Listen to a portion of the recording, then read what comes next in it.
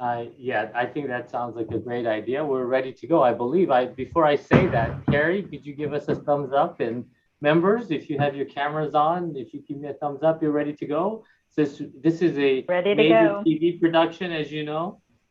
Yeah, I think that sounds like a great idea. We're ready to go. I believe before I say that, Carrie, could you give us a thumbs up? And members, if you have your cameras on, if you give me a thumbs up, you're ready to go. This is a Ready to major go. TV production, as you know. Yeah, I think that sounds like a great idea. We're ready to go. I believe before I say that, Carrie, could you give us a thumbs up? And members, if you have your cameras on, if you give me a thumbs up, you're ready to go. This is a Ready to major go. TV production, as you know. Yeah, I think that sounds like a great idea. We're ready to go. I believe before I say that, Carrie, could you give us a thumbs up? And members, if you have your cameras on, if you give me a thumbs up, you're ready to go. This is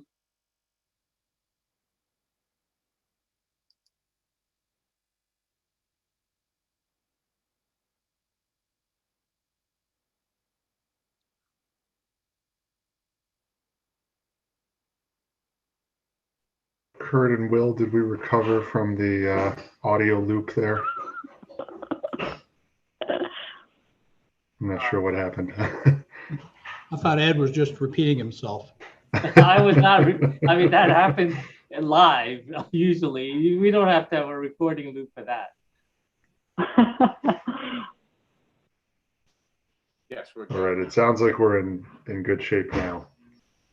And Kurt, let us know whether we're live or not, and I'll get started. We are live.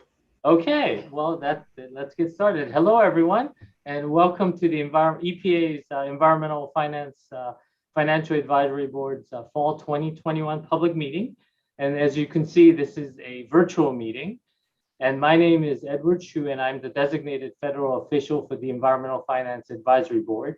And as I usually do at these meetings, before I officially open the meeting, I want to remind everyone that this is a virtual public meeting being live streamed. And also to say that the Environmental Financial Advisory Board is a federal advisory committee.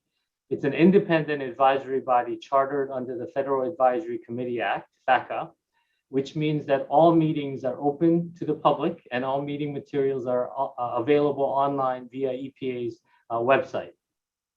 Members of the public may submit comments on matters being considered by this board for consideration as the board develops its advice and recommendations to EPA.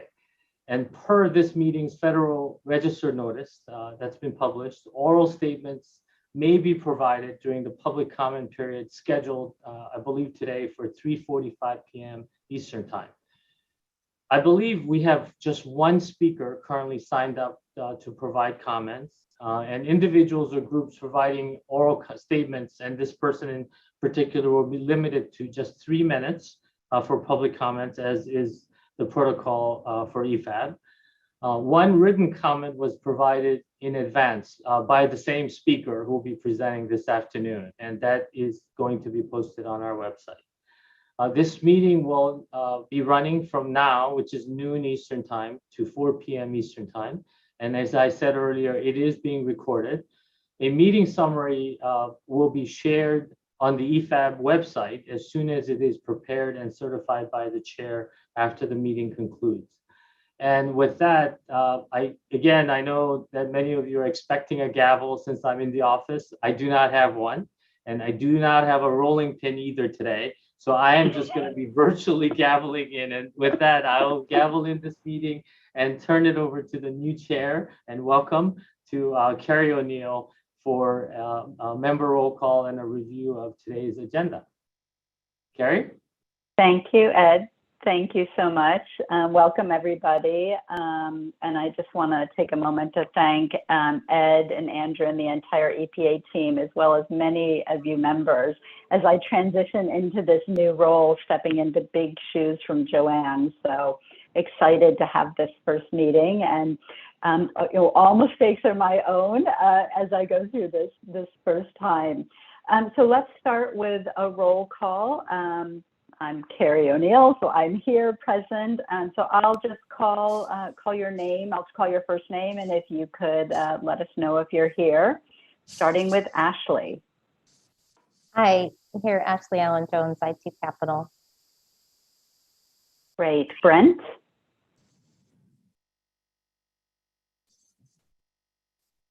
Brent is unable to join us today. Oh, great. Thanks, Ed. Jan? Jan Beecher, Michigan State University. Great. Stephen? Hi, Steve Bonafanti, Metropolitan District, Hartford, Connecticut. Great. Angela?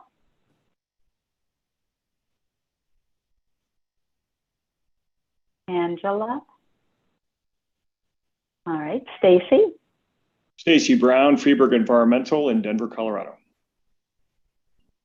Great. Ted? Hi, good afternoon. Ted Chapman, Hilltop Securities, Dallas, Texas. Great. Zachary?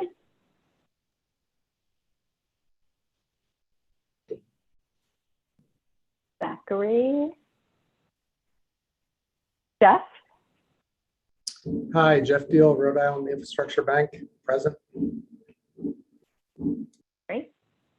Sonia?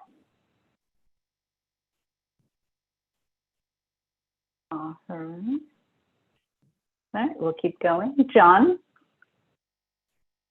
John Jones, New Mexico Rural Water in Albuquerque, New Mexico. Great. Thanks, John Jones. How about John Friedman? Do we have John Friedman? Look like it. All right. Phyllis? Phyllis Garcia, San Antonio Water System. Great. Thank you. Ted. I'm looking at my list. Sorry about that. All right, I've got an identity crisis. Ted Hennepin from Hampton Sanitation District in Southeastern Virginia. Great. Thanks, Ted. Craig? Hi, everyone. Craig Holland with the Nature Conservancy. Hey, Craig.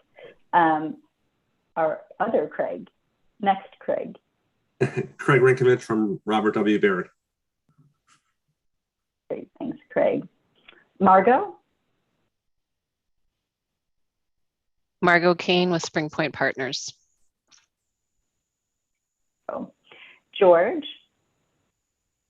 George Kelly, formerly of Earth and Water, now Managing Director at Quantified Ventures in Denver, Colorado. Great. Congratulations on your new position, George. Cynthia? Good morning, everybody. Cynthia Kohler, Water Now Alliance, San Francisco, California. Cynthia. Colleen? Hi, Colleen Kokos with Environmental Liability Transfer in Bucks County, PA. Pamela? Good morning. Pam Lemoyne, Black & Veatch Management Consulting. Morning. Eric? Eric Letzinger with Quantified Ventures. Hi, Eric. James? Jim McGough with the Indiana Finance Authority. Good morning, Jim. Chris? Chris Meister, Illinois Finance Authority. Good morning, Chris. Tony? Tony Parrott, Louisville and Jefferson County Metropolitan Sewer District. Good morning. Mariana? Yes, Mariana Hung Peavy with Idaho Department of Environmental Quality. Good morning. Dennis? Hello, it's Dennis Randolph, City of Kalamazoo, Michigan. Good morning. I'm saying good morning, although some of us on the East Coast are now in the afternoon. Eric? Eric Rothstein, Gallardi Rothstein Group, formerly of Chicago and now in Montreat, North Carolina. Great. Eric? Bill? Bill Stannard with Raftellus here in Kansas City, Missouri. Bill? Carl? Carl Thompson with Infiltrator Water Technologies in Old Saybrook, Connecticut. Carl and David. David Zimmer from the New Jersey Infrastructure. Hi, David. And did we have any late joiners, Ed or Andrew, that we missed, or if anybody was missed? Didn't see any. I do not see anyone that you missed. All right. Well, welcome everybody. It's a full, almost full crew. So looking forward to the meeting today. Let me just take a moment to review our agenda. We are excited to have Janet McCabe, who's the EPA Deputy Administrator, come and speak to us today about the priorities of EPA. So very excited, I think all of us are, to hear from Janet. And then the theme of today is very much, figuring out where we are with each of the work groups, the work that's been going on, and where we're going next with that. So we'll be having a pretty substantive report out for the Opportunity Zones work group. Bill and Margot and the subgroup chairs and the entire working group have had, really great progress that they're going to be reporting out on. Michelle, I may say her name wrong, Madeley from EPA will be with us as well. Then we'll take a short break. And then we are very excited to have Jeremy, again, I may not be saying his name right, Martinich, from EPA's Office of Air and Radiation, talk to us about a very important report that EPA released in September, the Climate Change and Social Vulnerability Report. And so that we'll all be eager to hear about that and, where that might take our work together with EPA in the future. I think it will provide a lot of fodder and thoughts for us in EPA. And related to that is the Environmental Risk and Cost of Capital Work Group, although that's probably broader than just what the report will cover. And so we'll have an update on what's going on in that working group. And then next we'll have the Pollution Prevention Work Group chaired by Ashley Allen Jones and I guess myself, Phil. And David Wildowski from EPA talk about the pollution prevention charge, where they are with that, and a consideration for the board. Very excited about the proposal and what they'll be discussing with us. And then next we'll have a brief update on the Stormwater Credit Trading Work Group, really anchored by an update from Heather Goss and Rachel Urban on EPA's work in this area and where the work group might go next. And then, time allowing, we'll do a chair's corner, maybe a discussion reflecting on the day. And Ed will give us news from the DFO perspective, and then we'll have public comment. So that is our run of show for today. Any questions on that?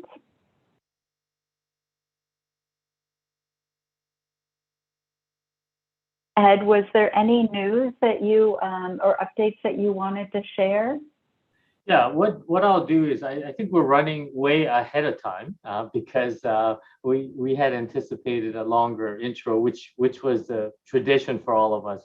And for some reason, Carrie, it's your first meeting. You did this so efficiently. We're way ahead of schedule already. So why don't I just give a quick update on sort of what I was going to update you later on, because I suspect that Janet will be joining us at her time, because I know that her schedule is very packed in.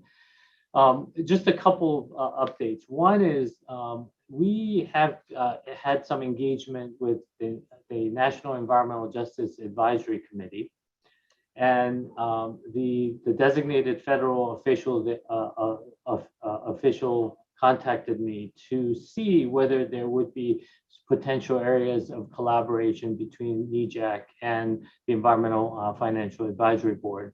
And so I met with a working group of the NEJAC that's working on, I think, trying to figure out really items that are related to EPA budget and how the advisory committee could potentially advise EPA regarding Justice 40 initiatives and other initiatives that the administration is pushing forward with. And so the the background that I gave to that work group is simply what the EFAB's charter is and what the work that you have done in the past and what your current work is and the priorities are. And where we have left it is that they are going to bring up some potential items that they can collaborate with us to the broader NEJAC, just as, their structure is the same as ours. They have working groups, and then of course the board there would have to approve any recommendations that they might make to EPA. And so I think there is some interest amongst the NEJAC members of engaging with us. But if you kind of think about the Venn diagram of their kind of the responsibilities and the roles and responsibilities that NEJAC is working on versus EFAB in the financial sector, where that overlap is, I think is the area that still needs to be discussed. And I think that's something that NEJAC will be considering in the near future, out of how to engage all of you. And one path to doing that, obviously, in fact, the most important path to doing that is working through EPA, obviously, because they serve the administrator as well, providing some advice to the administrator that could perhaps engage the work that EFAB could do. So I think that's the conversation that's currently going on right now. The other aspect of this that's very important is that we have made it very clear, so Andrew and I participated in the group, that the work that EFAB has been doing has been very focused on some of the standard operating procedure principles that you all are very familiar with, which is, items, things like, are any of the advice that you offer, are they actionable by EPA? And is it within, do you have a client that will value the work? And all of those things that all of you have worked to make sure that the efficiency and the effectiveness of the work and the advice that you're providing the administrator is not only useful, but very useful for the agency in implementing some of the recommendations that you offer us. And so that's something that we have initially discussed with them. And so I think there's a lot of areas that they are very interested in, but at this time, it's still kind of amorphous in that there's a lot of, because the EJ area obviously spans far greater in terms of scope of work that EPA does as opposed to the environmental finance work that all of you are chartered to do under the EFAB charter. So I'm happy to take any questions, but I think, I think someone just typed in the chat that someone was a member of NEJAC as well. And I'm happy to hear from your perspective about how we should pursue this. But right now it's strictly sort of a education on both ends from the DFOs to figure out how we could mechanically also make this work. Because obviously you do not report to NEJAC nor vice versa. It is really, your relationship is really to the public and to EPA. And so, and there are also a separate advisory committee. So there's a sort of the FACA mechanics that we're trying to work out on this, as well as the sort of the Venn diagram on the topics and the areas of interest that this advisory board could participate in.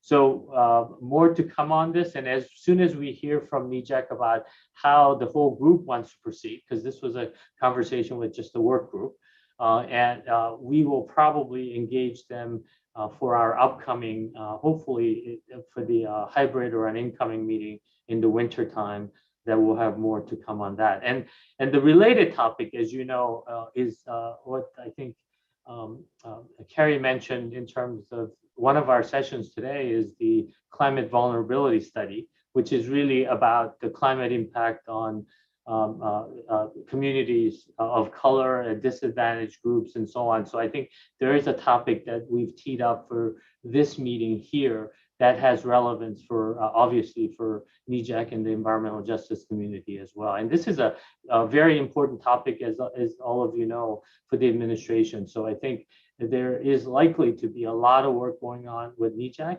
but they were very clear that they would like some collaboration and help on the financial issues and the finance market issues. So I think there is going to be some productive things that is going to come out of this, but nothing concrete yet. So I'll stop there, Carrie, and turn it back to you to see if others have any comments or questions. Yes. I had a question, maybe others have the same question. Does that board, or I guess it's an advisory committee, work the same way we do in terms of we take up charges and partner with the EPA? Can you, or Dennis mentioned he just is coming off a 6-year term. Could you describe how they work? I do not. I mean, that's my understanding. Or maybe that's unfair because you. Yeah, it is because I just that's my understanding, and Dennis could probably say more about that. But that's how the advisory committees are supposed to work, and I suspect that that's how they work as well, which is but just as we do here, we've instituted member-generated charges concept, and I think. Because we are relying on all of you as experts and in the matters that we at EPA are not experts. So we are looking for issues and areas where we could potentially find clients at EPA to fill a gap that is totally blind spot to us, right, at the agency. So I think that the strictly, is it just based on charge from EPA or not, I think is something that we have been also struggling with on this group as well. And there's 2 topics that are coming up in today's meeting, an update where there were members of this board that have proposed a kind of initiation discussion with EPA to develop a charge. And so we'll hear updates from that, but I'll turn it over to Dennis since he has direct experience with NEJAC. Right. Well, on NEJAC, we have both types of charges, member-generated charges, which often came from citizens. We had a real intense citizen input. Our public comment section tended at times to be 4 or 6 hours, long periods of input. But we also worked with EPA on suggestions or ideas that came down from them, and then flesh them out and report it back. So our process was quite long. I think our perspective, especially wanting to have the input from citizens always, and really made our work periods long periods. But I know that over the past year, we were trying to expedite that and really get a number of new items going. So I see where we can help them, especially because much of what they want involves building things or financing things. And the group can use advice from an organization like ours that knows about finance, because that is, as everybody knows, that's the real sticking point. So I really see where we can work together and provide some good information, to kind of training information or even advice. And I don't know how far we go working between our types of organizations, but I can really see that we could help out. And I also think their input is good. Again, they spend a lot of time with input from the public, and it's a big part of our program there.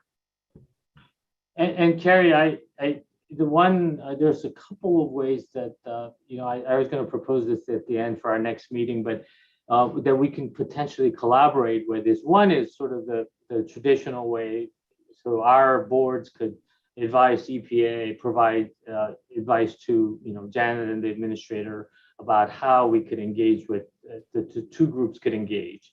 The other is this is something that I have to explore through our FACA folks, is whether there could be kind of a work groups that could work together, not sort of before we get to the board, for instance. And that's what the NEJAC DFO did with me, is to invite me to speak with the work group members. So that's another venue, and we have not had the opportunity yet to explore that possibility, which will be, in my opinion, much more of a collaborative effort to kind of develop ideas before it gets to a place where there's some charges that are being even being developed. I mean, this would be, but anyway, but that's all obviously has to be done within the transparency and the sunshine policy of the advisory committees and so forth. So that's the big caveat to this. Of course, yeah.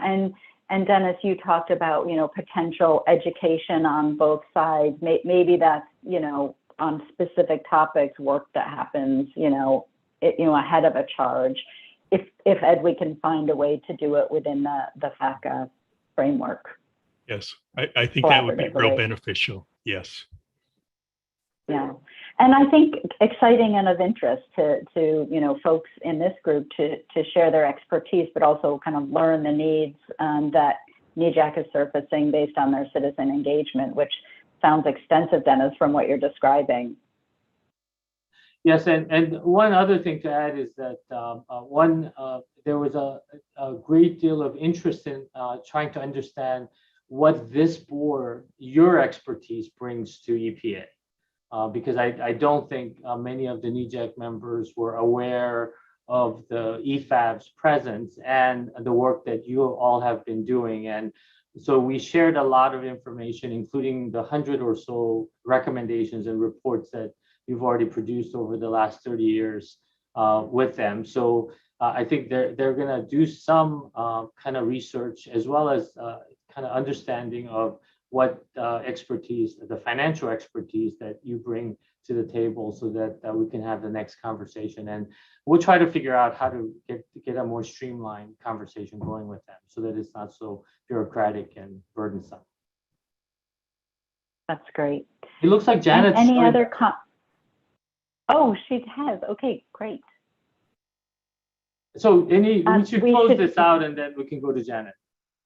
Yeah, well, I just wanted to say that I think this is a very exciting area of opportunity for us to figure out. I know many of us are passionate about these topics and have a lot of expertise to bring to the table. So I'm personally very excited about this as well, and looking forward to Ed helping to figure that out.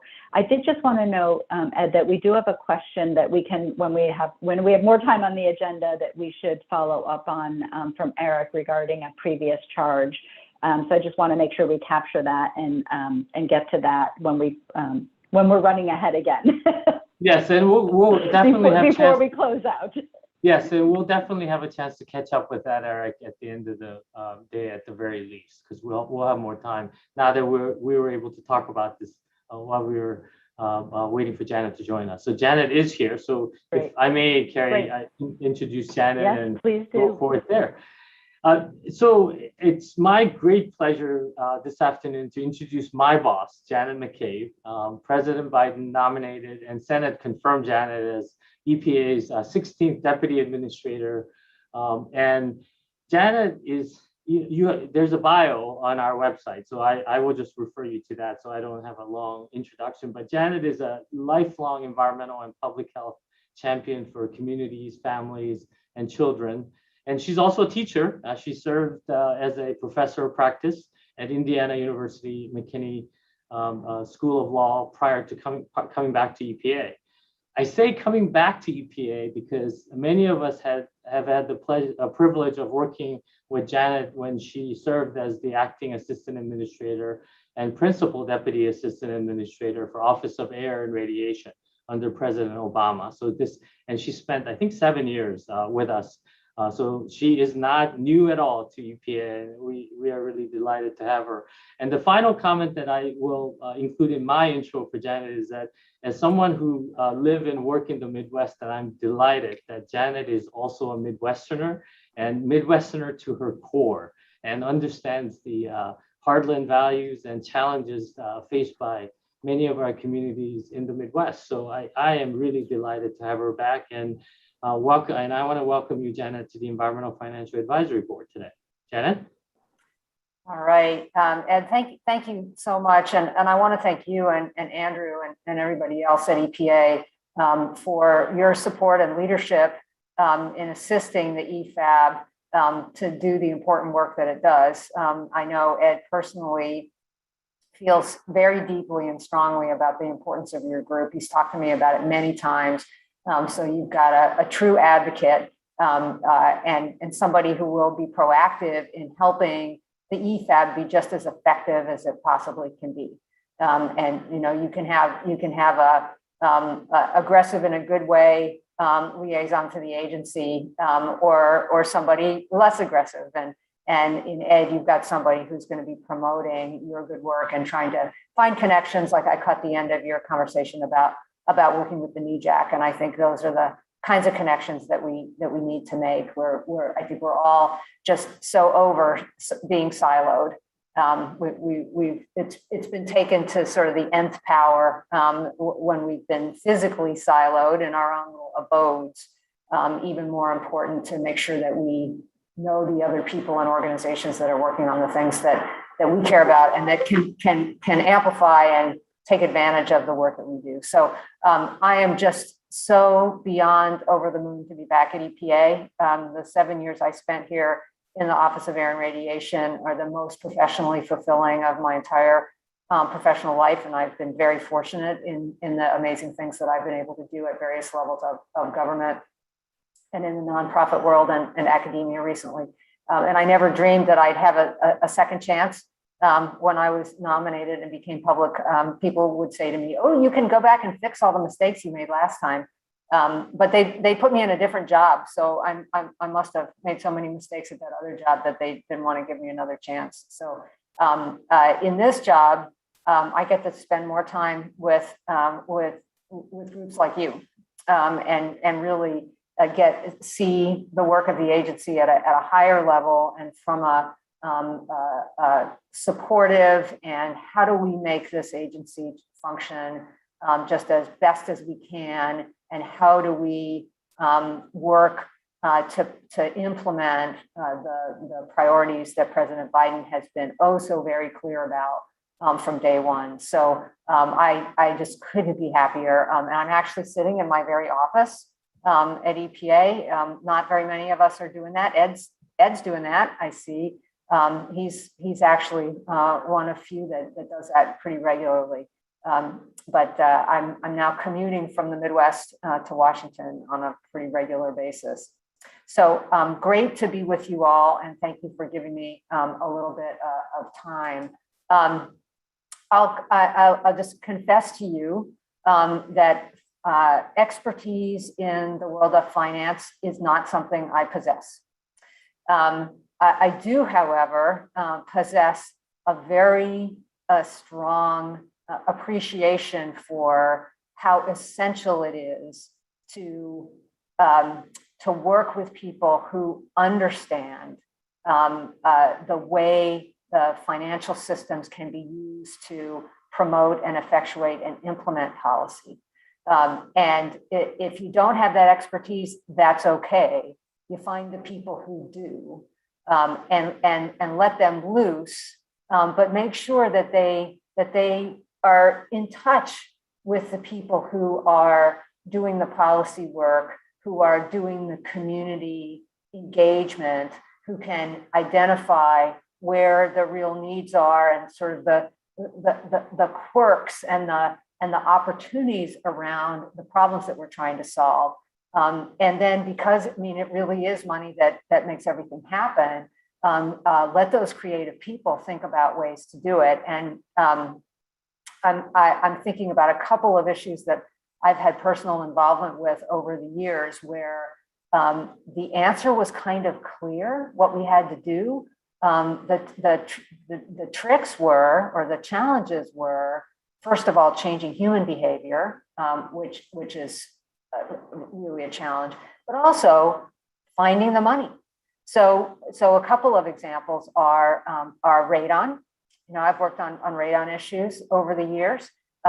Very straightforward problem to diagnose, among the most straightforward, I would say, to diagnose and then to fix. It just takes money, right? And people with means, because it doesn't even take that much money, people with means who own their own homes can generally do that, and people who are in the real estate relationship in a way with some leverage can find ways to make that happen. But renters don't have those opportunities, and landlords don't have those incentives, right? So there's one situation. Another one that to me is even more compelling because it's the amount of money needed is just so much greater, is lead poisoning prevention. Another one where we've known for decades the cause of high lead levels in children, especially poor children and children of color across this country. We know what you need to do to remove that source of exposure, but boy, is it expensive. And where is the money going to come from to do that?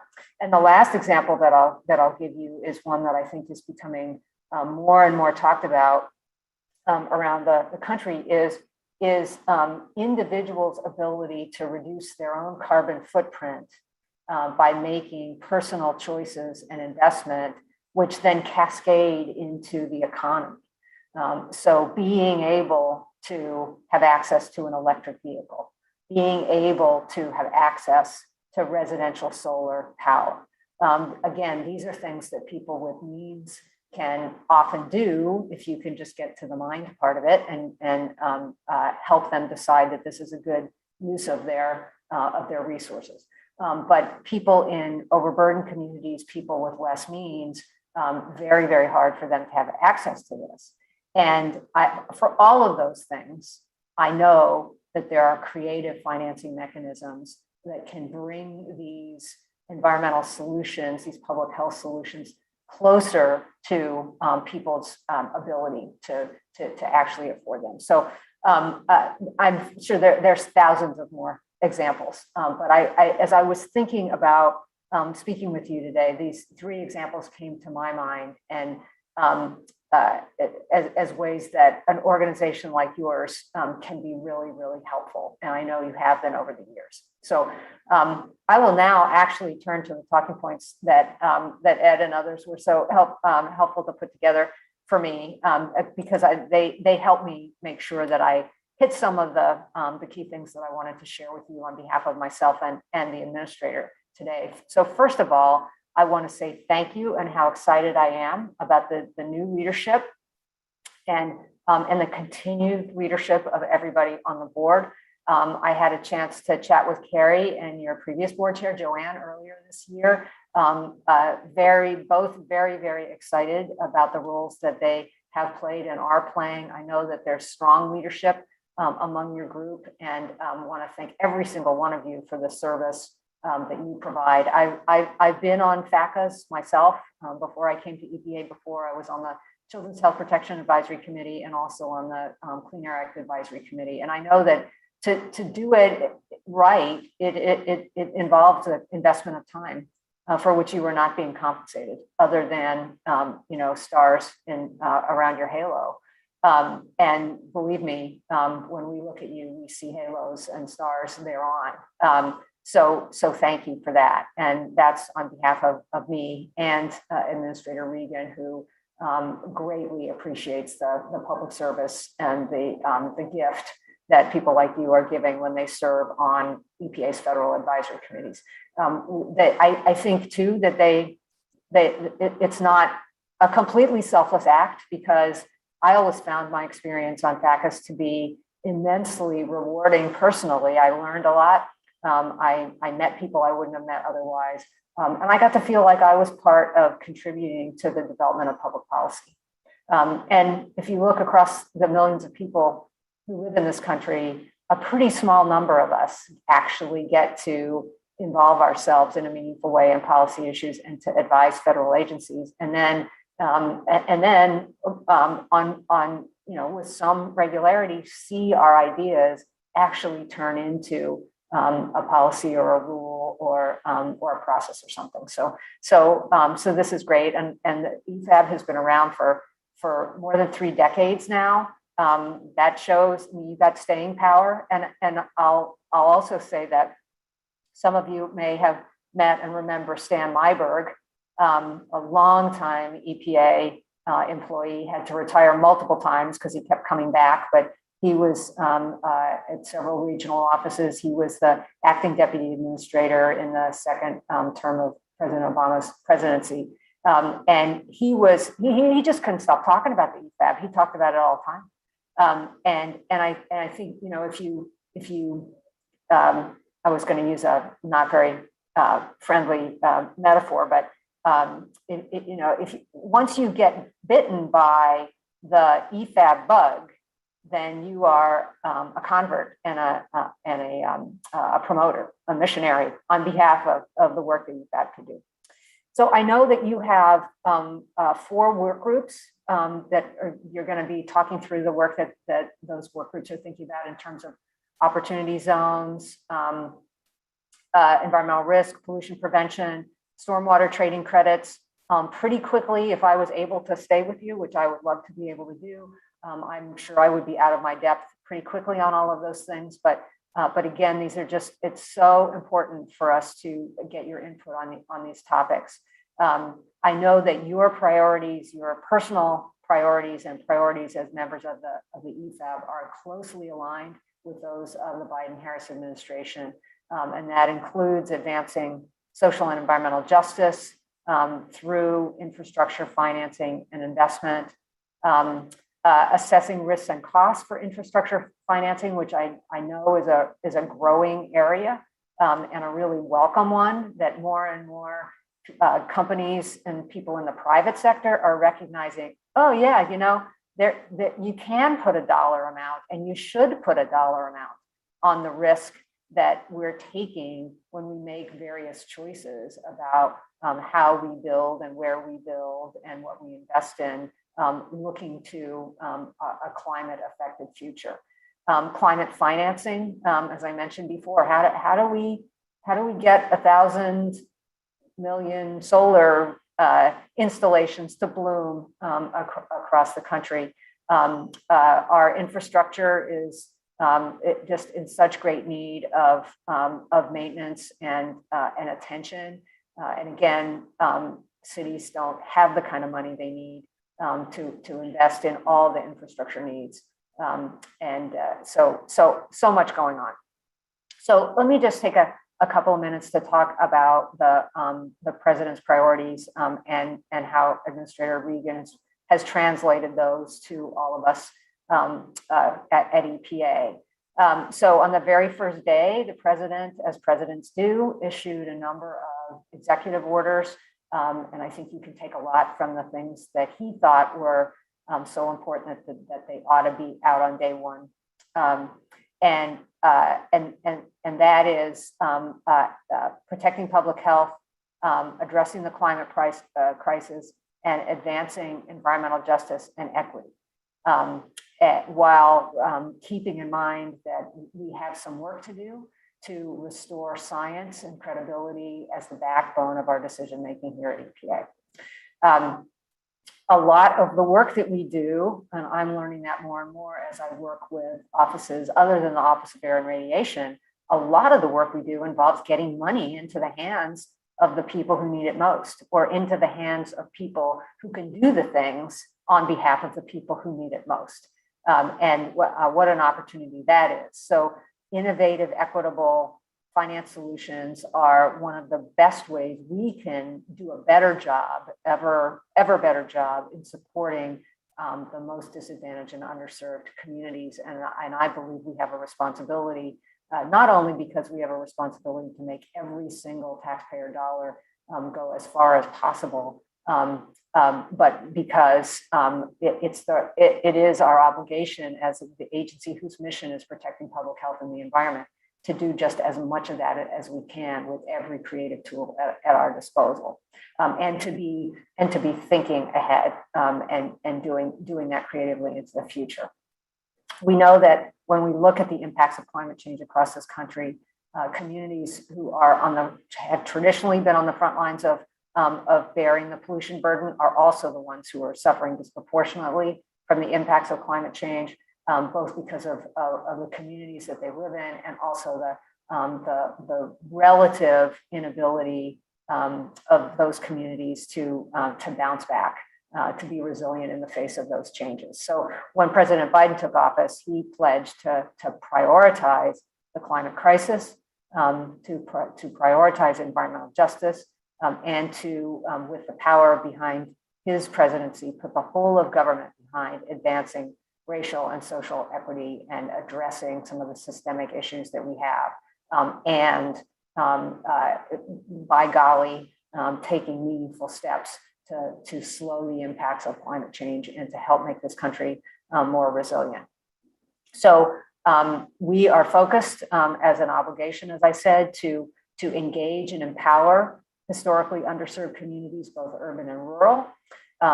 Administrator Regan has been super clear that we are to be incorporating environmental justice into every aspect of our work.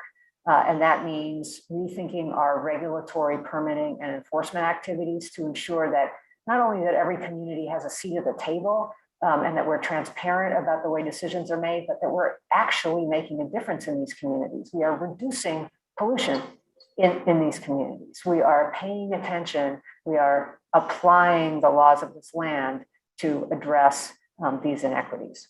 We're also working to support the President's Justice 40 initiative, which I know you know is all about devoting 40% of the federal investment benefit to underserved communities.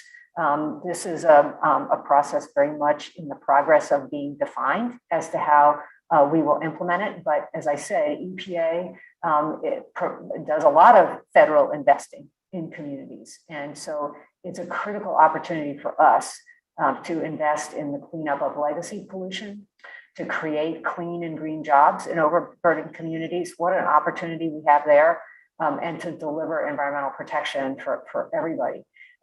And one of the things that I'm really excited about, and is something that I get to do in my current job, is to make sure that we are connecting with other agencies in the federal government, with the Department of Labor, with the Department of Energy, with HHS, with HUD, so that where there are the many opportunities for us to work together on housing issues or green jobs development, that we are in fact working as a whole of government in concert. So we have so much to do. When I was here, and Ed, I bet would agree with this, during the Obama administration, there was a huge focus on environmental justice. And I felt like we were doing a huge amount. We had a environmental justice plan that was all of agency. It had all this stuff in it.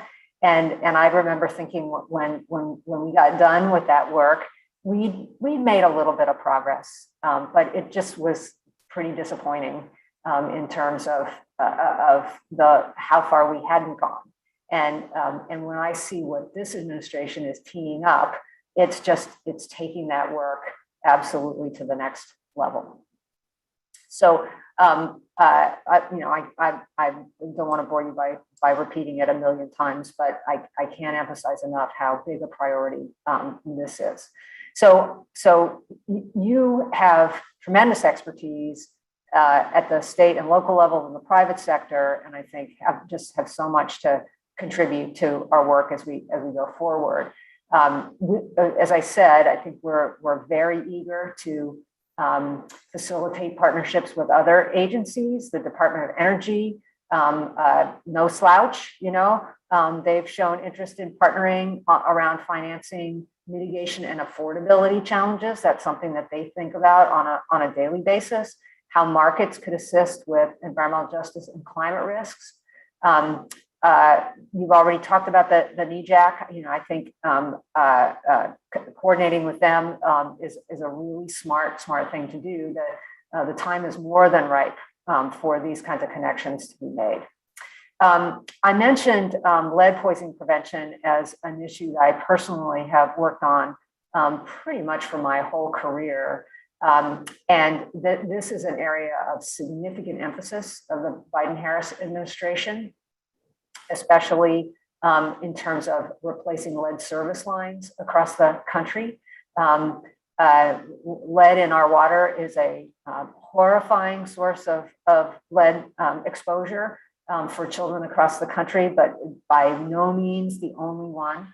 And we're committed to very much a multimedia approach to addressing lead poisoning prevention. I don't know if you know of our new colleague, not so new now, but Carlton Waterhouse, who is the political deputy in the Office of Land and Environmental Management, OLM. He's a former colleague of mine from Indiana, and there's no greater expert on lead poisoning prevention and how it affects overburdened communities as Carlton. So with his interest and mine, I hope, and that of many others at EPA, I'm really excited about the prospects that we will make a difference here on this issue during the Biden-Harris administration. So paint, soil, drinking water, these are when you're living in a community in Northwest Indiana, for example, and your child has a high blood lead level, chances are there are multiple sources of exposure for that child, and we should really be looking at these things holistically. The president has called for billions of dollars in funding to address lead and other critical infrastructure projects under the Build Back Better agenda. We are assuming that these programs go through. This will bring critical, additional, significant resources to EPA, to states, tribes, and local communities to really allow us to scale up our work. This is an immense opportunity, but also a challenge, both in terms of the practical need to make sure that funds get out the door. These things sound, they don't sound easy, but they maybe sound more straightforward than they often are in terms of the federal government getting money into the hands of the communities that need it. So we are very, very focused on being ready for that whenever Congress makes a move on that. And again, your work along the way is just going to make it easier and make us more effective at making the most out of every single one of those dollars. So thank you again for your contributions, for the many different areas of expertise around creative financing and environmental issues that you bring. I'm just so grateful, and I know the administrator is as well, that you're willing to give your time and brilliance to our work. And I will look forward to engaging with you and hearing from Ed in between meetings about all the great things that you're doing. I'm glad to be a resource whenever I can, and hopefully I'll be back visiting with you again. So thanks for giving me some time on your agenda. And if there's time for questions, I don't know how many of them I can answer, but glad to give it a try. Yeah, we do have a couple minutes, and before you go, we take any questions. So Janet, I know you said we gave you talking points, but you mentioned Stan Myberg, and I cannot let this moment go by without doing this for you. Oh, awesome. I have a prompt just ready for that. Anyway, all right. So Janet's here for a few more minutes. I think we have time for couple questions. Carrie, perhaps if you could just raise your hand. Sure. And Carrie, I'll give you the chance to go first. Well, I was going to take a chair's prerogative. And well, first of all, Janet, your remarks are just inspiring. Thank you so much for framing up, all the exciting activity and initiatives and thinking underway. It's a lot of fodder and input for EFAB. I wonder if you, in working with Ed and others, will be thinking about EFAB as a resource throughout EPA and perhaps bringing, looking at ways that you might engage with us and bring potential charges around some of these priorities. Is that something that you could imagine? Yeah, so what I'd like to do, and of course there's never, ever, ever enough time, but we have to make choices. I'd like to spend time either with you guys or with Ed, channeling you to understand exactly where you are, what projects you have underway, and then figure out where the gaps are, and also hear from you where your areas of particular interest are, because this is a two-way street. And if you're excited about looking at something, then that's just a signal that it's going to be more likely to be successful. And so, planting seeds, as I have today, around lead, around climate change in particular, around infrastructure. Those would be key things that are on higher on our list. And then let's find where the gaps are and what you guys have bandwidth for. And because you could stand up a committee, and I think you probably also have the ability to reach out to people who might not be on the EFAB to join conversations. Another thought might be to, and I haven't mentioned this to anybody, so this may be a dumb idea, but to spread the word among the EPA leadership and staff about the work that you do. And I wonder, Ed, if there might be an opportunity to hold a webinar where members of the EFAB could talk about a specific set of recommendations or a specific issue that they're working on, and just invite anybody that's interested from the agency to listen, and get our assistant administrators listening too, because I think if you're not, like I was saying before, if you're not part of the EFAB world, it's sort of hard to have it in your mind. Oh yeah, these people could help me. And so that's great to kick it back to us to, reflect on everything that you've talked about, and as a group really, talk through where are we excited. You've probably given us more to chew on than we could handle as an EFAB right off the bat. So I think that's great thoughts. Appreciate that. Okay. Are there other questions? Yep.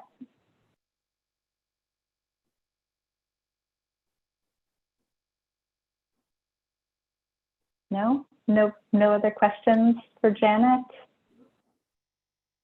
Well, we know you're tremendously busy, Janet, so thank you for taking the time to come speak with us. Thank you for your words of encouragement, which is great to hear, and thank you for all the seeds you've planted with us on things that we can be thinking about, and really excited about the partnership opportunities. Yeah. Ed, anything else? Me too. I'll follow up with Ed. Great. Oops, you're on mute, Ed. Oh, thank you, Janet, and we'll definitely follow up and keep you updated on. I do see there's one hand raised, Tony. We do. Okay. Yeah. Tony, did you, or no, that was a hand clap. Sorry, that was he's giving the hand claps. Yes, okay. All right. Thank you. Janet, thank you very much for joining us. Very good. Have a great rest of your meeting. Bye-bye. Great. Thank you. Really appreciate it. Carrie, I'm going to turn it back to you. All right. We're going to move on. So we're running a few minutes ahead of schedule.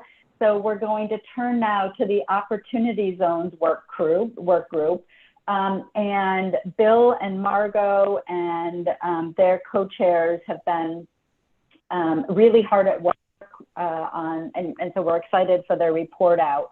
So I'm going to turn it over to Margot and Bill to set the stage, and they're going to then turn it over to Michelle, and then we'll hear from Margot and then the rest of the team.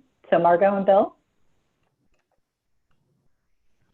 Thanks, Carrie. And I'll start it off, then we'll do a little handoff of the ball as we move forward over our next 30 minutes. But wanted to particularly thank Margot for her assistance with this process, being co-chair for this Opportunity Zone work group, and also our two sub-work group chairs, which Chris Meister and Dennis Randolph, who've been working with their team members to help move this process forward.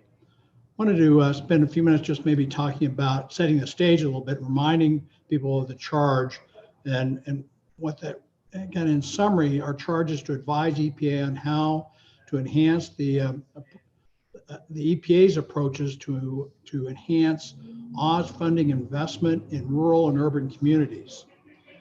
At the same time, recognizing the importance of leveraging existing funding with the tools and programs that are available to EPA, as well as regulatory and permitting flexibility and federal and state partnerships. Our effort on this has been, and you'll hear more about this in a few minutes, it's really been a two-prong approach, looking at the charge and looking to the outcome and what our work product will be.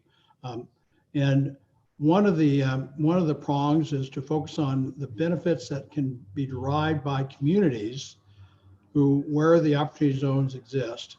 And the second is the unique capabilities of the EPA and applying those unique capabilities to coordinate with potential investors and the communities to achieve successful Oz projects and meet broader environmental justice objectives. Before we get into the talking some other details, and Margot will be talking about the expert panel that we had several months ago, and the effectiveness of that, and the process, and the strength of that type of approach, how it might be applied in future activities of the EFAB. I want to turn now to introduce Michelle. And Michelle, I have to apologize. I don't, having a last name that's mispronounced pretty regularly over my life. I thought I knew how to pronounce your last name, but then Carrie kind of threw a curveball at me. So I'll let you pronounce your last name for me, but you are the EPA's, from the EPA Office of Policy, and I'd like you to provide your perspectives on the current status of the Oz program. So Michelle, how do you pronounce your last name? Sure, thanks. My last name is Madeley. Michelle. So my name is Michelle Madeley, and I appreciate all the attention and letting me introduce myself and with the pronunciation that we use for my last name. So thanks for the opportunity to reconnect with you all and provide you an update. Just want to start off by saying thank you again to the EFAB OZ working group and the two subcommittees taking on this charge and providing recommendations back to us. I especially appreciated the panel. It sounds like Margot is going to facilitate a little bit of a conversation about that. And just wanted to highlight one of the things that really stuck with me from that expert panel was sort of about the community role in covering soft cost de-risking projects for development and redevelopment in those tough markets. And that's a role that EPA in my office, as well as many other program offices, and of course our regional colleagues, we collaborate with communities a lot on that planning assistance, capacity building, building plans for development and redevelopment. So we do see that need out there in communities and really want to be able to connect those dots to help those communities that we support with that kind of planning assistance and education, capacity building, ultimately access funds and financing to implement their projects. So look forward to learning more from you all. And just a quick update on sort of what's going on in the realm of opportunity zones at EPA. Our office and regional colleagues, again, continue to work directly with communities on their challenges and issues. And so opportunity zones continues to come up since there are 8,700 OZ designations. A lot of communities that we work with have those OZ designations and are interested in learning more, leveraging them, especially when we talk about funding and financing. So just a couple of quick examples to highlight. This summer, my colleague David Doyle in Region 7 convened a webinar to focus on OZs in rural communities in the region. So it was well attended, great feedback, providing that kind of education and starting to navigate what opportunities are and what the opportunities that provides to those communities, especially those small rural communities. In Region 4, colleagues down there are helping in a couple of post-disaster recovery initiatives supporting hurricane impacted communities, which I think is a really salient point because there's additional federal funding coming into those communities with a lot of needs though, a lot of rebuilding, thinking about building more resiliently in those communities. And when they have opportunity zones, that has come up. So in one region that includes a lot of rural municipalities in Florida, EPA is continuing to support them on building a prospectus so that they can kind of have more ability to message out, because there's so many small communities. If they band together, how can they tell the story about their community to start to attract investment.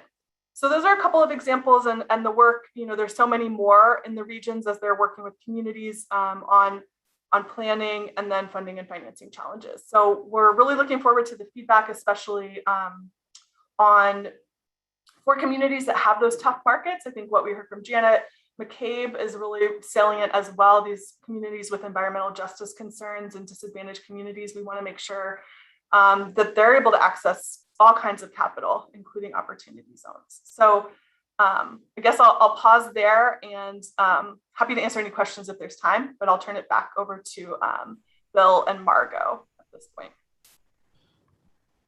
Thanks, Michelle. I think we have a few minutes on our schedule. We have and so in case there are any questions, and certainly I would reach out to members of the work group itself to see if there are any questions there. So.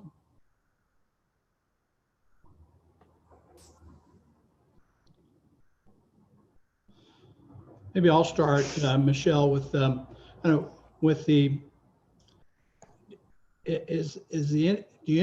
indication that from the administration that this program, is there some sufficient support for the program from the communities to be able to continue this on into the future, and perhaps look for, I'm not sure how other tax related things might be maintained that to help promote the investment side of things, but is the desire to, as best you know, to maintain and move the program forward into the future?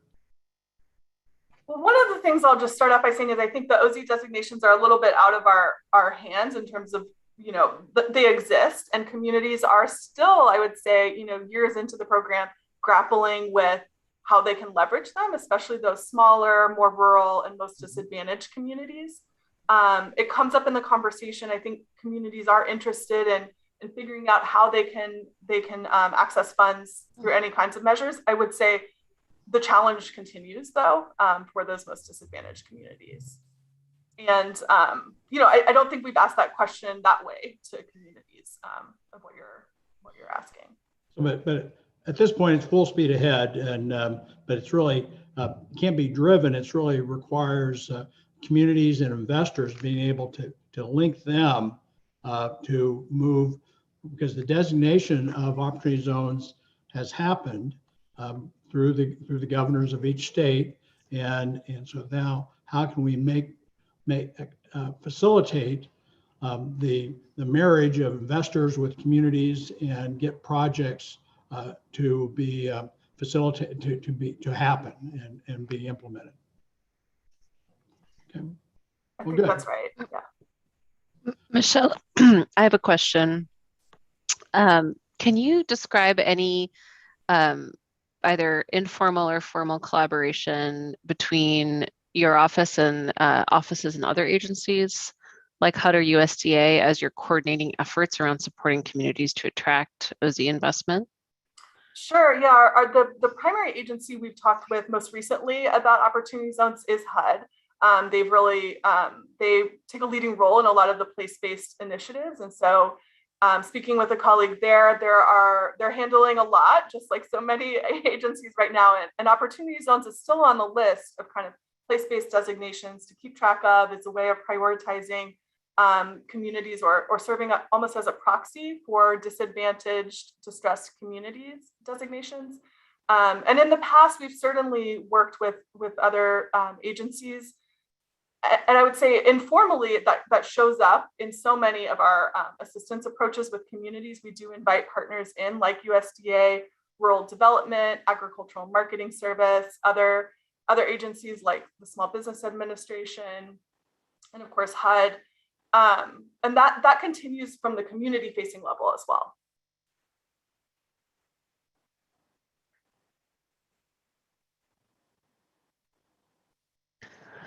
Thank you, Michelle. Are there any other questions? No? Awkward Zoom pause. Okay.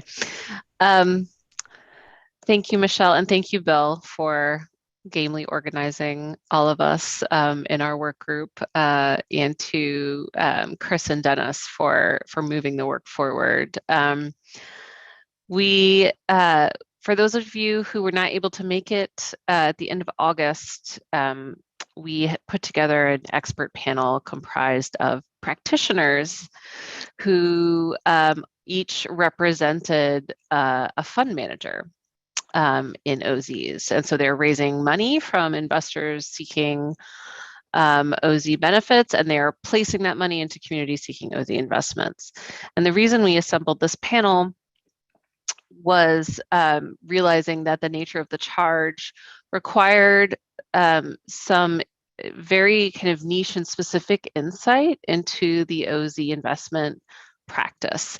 This is a new field, given when OZs were established, and it is still relatively small and niche, because it is also requiring accredited and only a certain types of investors who are interested in and qualifying for this kind of investment. So we were really lucky to have a great panel.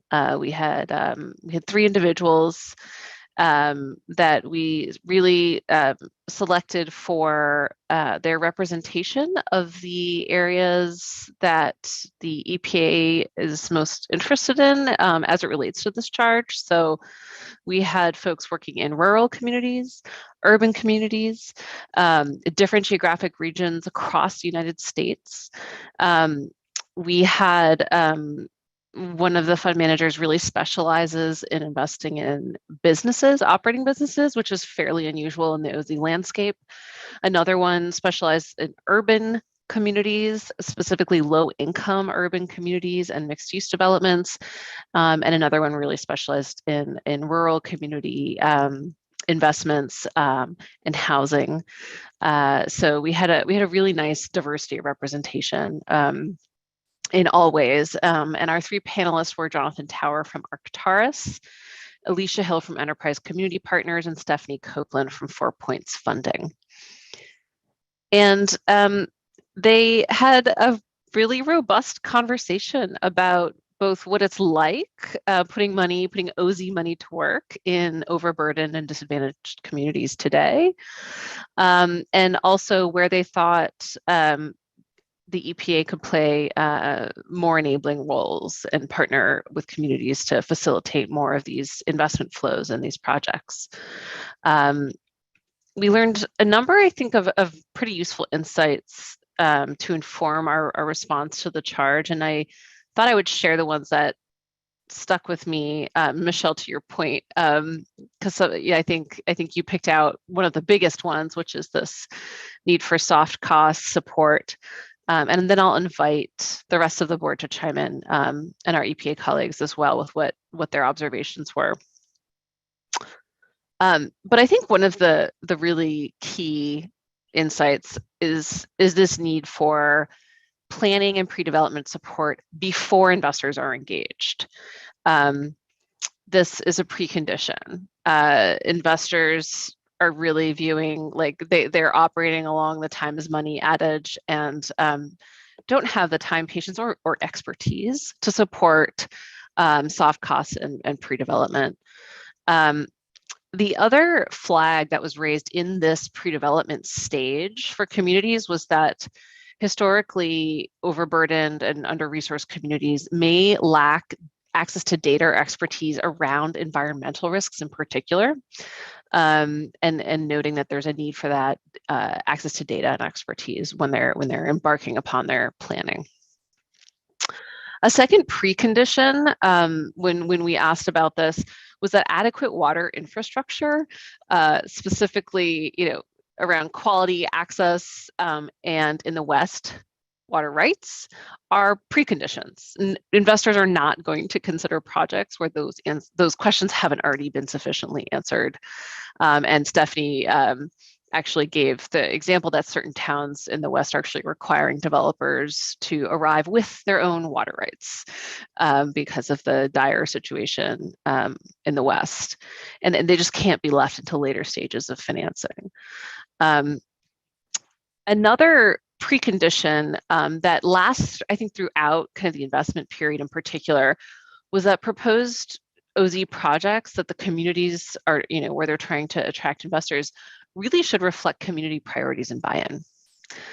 This is a diligence risk that they flagged as lack of that support or alignment with community priorities. Both, potentially drags out the time to project completion, but overall increases project risk. That ties into, I think, a general sense that the hardest part for investors seeking to place money into these communities is understanding the risks. They feel that the communities themselves don't often fully understand the risk, whether environmental or otherwise, and that prospectuses were really insufficient in order to address, highlight, and or think through mitigants to these potential risks, and that many investors just won't spend the time or energy to understand them if that's not kind of upfront and center. So that's a major barrier for communities trying to raise this kind of capital. One of the interesting examples that Jonathan brought up in particular was that because of the structure of OZ funds, they can actually make the ROI pencil out on infrastructure in a faster time frame than otherwise might be available because of the ability to both pay for deferred maintenance and apply accelerated depreciation within that 10-year fund time cycle. So, interesting potential example to highlight for communities who are seeking to overhaul water or wastewater infrastructure. The challenge arises around ownership. So the fund would have to purchase that infrastructure, renovate it, and then lease it back to the community with an option to purchase at the end of the fund life, which is not always the preferred structure for communities when considering their water assets. Another challenge that Stephanie at 4 Points raised was that government funding sources at the project level can add so many requirements that the project stops to just pencil out. So like sometimes the subsidy actually makes the project unfinanceable. And this was not unique to any particular agency actually, but it particularly applies to smaller scale projects and in rural settings. In the larger urban multi-use projects, the very complex and layered capital stacks are the norm, and entities like Enterprise are really used to dealing with that kind of complexity. And then, finally, there's a broader issue specific to OZs, and this is maybe where interagency collaboration helps provide a unified front and voice for the administration in particular around uncertainty. Uncertainty depresses investor appetite. The OZ program has suffered from various types of uncertainty from inception, and those continue, such as around the future of the tax benefits in full, such as the results of the 2020 census and how those affect qualifying OZ tracks or locations. And I think, generally, the more uncertainty that's present in this kind of market, the fewer fund managers will go out and raise additional funding, and the fewer investors will be allocating assets to OZ investments.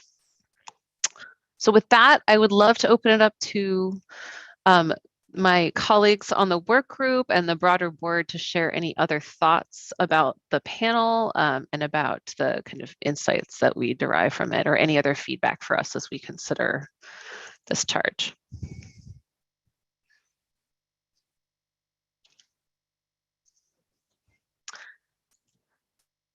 Well, I just want to say that I have heard so much positive feedback about the panel, the experts that you convened, the input that they provided, and it does beg the question: is this like an untapped resource for our board that we should be using more? And it just seemed really fabulous all around, not only for the EFAB work group but for EPA and just generally grounding everybody in what investor expectations are. Thank you, Carrie. Yeah, I agree. It was a really great learning opportunity for me personally, and I think the world of finance is so broad and varied that even the great expertise on this board couldn't possibly encompass, all of the areas that we might want to learn about or advise the EPA around. So I think Ed and his colleagues at the EPA were extremely accommodating and patient with us as we thought about putting this panel together, and Andrew helped us with all of the arrangements and the logistics. But I think having a clear picture of how we bring in practitioners potentially when we're addressing these really niche or specialized areas as sort of like a temporary source of expertise would be really helpful and lessen the burden, in particular on the EPA colleagues in terms of pulling all of this off and notifying the Federal Register and that whole kind of very formal process, which I admit I did not was not prepared to follow to the letter. Which takes some time. Yeah, Yes. so I'll just, I know that you want to get to the substance of the discussion, Margot, but I'll just echo what Carrie said. And for those of you who've been on the board for a while, there was one way of doing business, which was to sort of have a elongated period where you write reports and you have consultants on board to get additional expertise and so on. But with Margot and the new members, I think the new approach, although Margot thinks that it's still bureaucratic, is a really good approach because it actually opens up. What we did was we were able to tap into the expertise that the board needed without hiring consultants or anyone else. But the way we do it under the FACA is that we do this in a very transparent and open way. Hence the webinar format, and it was advertised under the Federal Register notice. And I sat through the whole thing, and it was just incredibly beneficial. And Margot, I thought you just did a fantastic job of capturing what they said, and I was just mesmerized by how you captured everything. So thank you for that. And I think the question now is the format going forward. I think Carrie and I talked about this, and we think that this is probably the format that we should try to implement for other groups as well. So kudos to you, Margot and Bill, that you guys kind of created a kind of a new way of doing business that I think it's going to be really beneficial to the board. And not only that, but I think as we think about collaborating with NEJAC, and perhaps I think Janet also mentioned collaborating with DOE. I think they have Carrie mentioned that they just set up a financial advisory board. So a way to do that publicly is through things like webinars that are advertised. So I think we're going to continue that. Now the question is getting to Margot. A question about, okay, what next? Is that we have at least a data point or a set of 3 experts who provided their expertise, and of that, I mean, are there sort of advice that you could offer EPA out of that? And I think that's where we are, Margot, right? I think that's where the questions, and I think that we must have a sticky mute button because no one is raising their hands, or I've never seen the board this quiet. Very quiet. It's very unnerving. I think Bill was going to have Dennis and Chris do a brief report out on the subgroup work and then the timeline. And I am mindful of our time. So we've got about 9 minutes maybe. Yeah, so hopefully we won't go over, Carrie, but thanks, Margot. I think, the Margot did at least from the work group side, the heavy lifting on pulling this expert panel together. And I think what it really showed is, as Ed says, a kind of a new approach and a new model for us to follow. And while it may not be applicable for every charge, it enables us a way to access expertise that may go beyond what's available within the EFAB itself. So I really, really appreciate this. And I think it's going to be very informative for us as we move forward on our work. I think just move right on to the subgroups. As I indicated earlier, we have 2 subgroups that are chaired by Dennis and Chris. And so I'm just going to let them provide a little update of where we are, and then we'll come back to kind of close it out with where we go next and what our plans are with the work product that we will achieve in getting advice to the EPA. So Dennis, I'll turn it over to you first. Sure, thanks, Bill. I am working with my group on benefits to communities. And as a public works official in an environmental justice community and someone who's been directly involved in its economic development, the idea of how opportunity zones could benefit our community was an enthusiastic topic of discussion for us. That we were always looking for ways to attract development makes the idea of opportunity zones intriguing. But our experiences with developers showed that once we attracted them to town, it's often difficult to keep them if we could not effectively deal with the questions of infrastructure and its tremendous costs. But even more difficult was explaining to our community members what benefits they might gain from such a development. We believe communities can benefit in many ways from development and opportunity zones, either directly, indirectly, or induced. While the benefits to investors is certainly what makes opportunity zones attractive to some, and cities and counties and other local agencies certainly want investors to benefit and be successful in their communities. The fact is, because of our closeness to residents and local businesses, we're interested in a much broader range of benefits to and for our communities. We want and need individuals and businesses in our community to benefit socially and financially. And most importantly, we want benefits that are sustainable, resilient, and cover multi-generational periods so that our communities experience long-term success and prosperity. But getting to that point where benefits are accrued not only by investors but the wider community is often difficult because of the traditional obstacle, again, of lack of basic infrastructure to support development and to support the community around the development. Development needs workers and is not only convenient but also sustainable and responsible if those workers can be drawn from the community in and around the opportunity zone. But almost by definition, the environmental justice tracts that constitute opportunity zones either lack adequate infrastructure or the infrastructure that exists is in such poor condition that it cannot even serve the existing residents and businesses properly, let alone new development.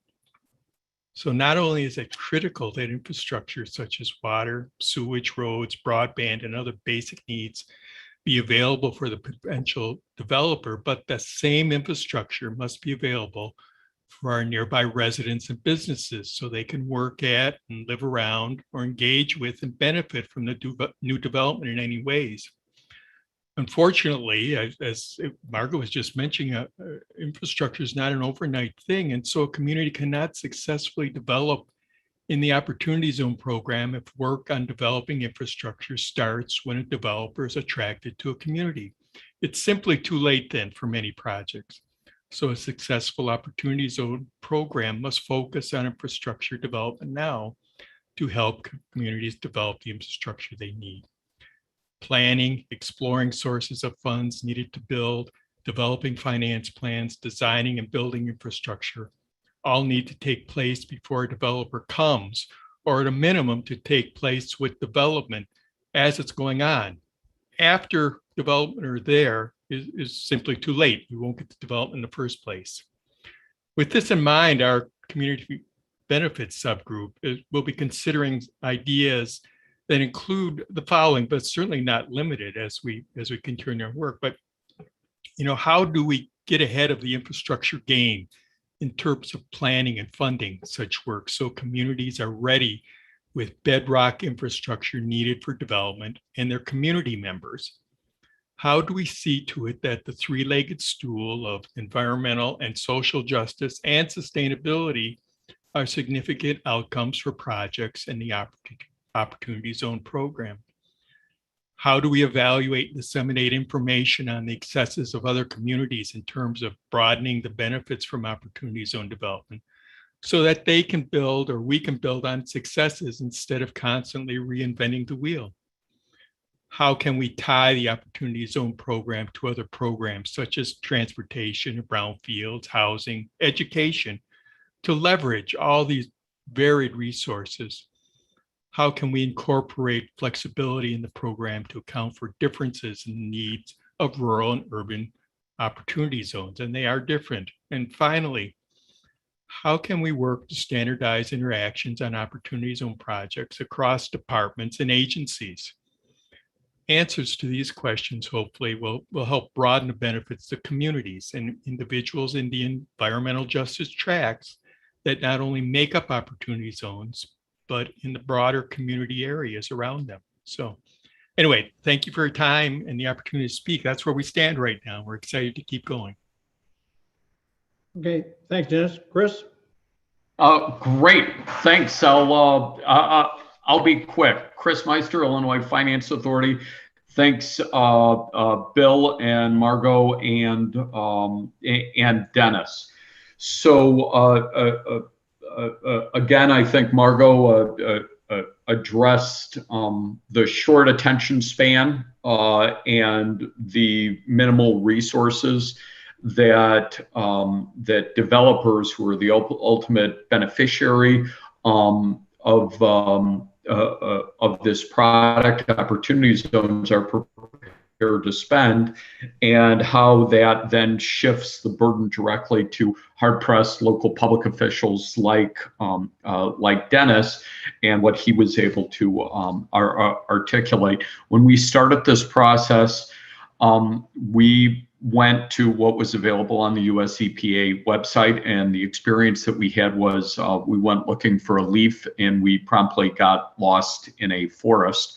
So to highlight, and again, this was the virtue of the panel of experts that was assembled primarily by Margot, is that the private investors are looking for predictability, transparency, clarity, brevity, ease.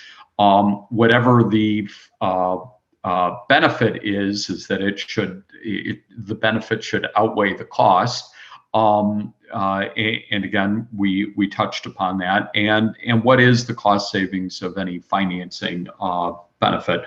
For the next step, we've really focused on two main elements that are deeply embedded in US EPA.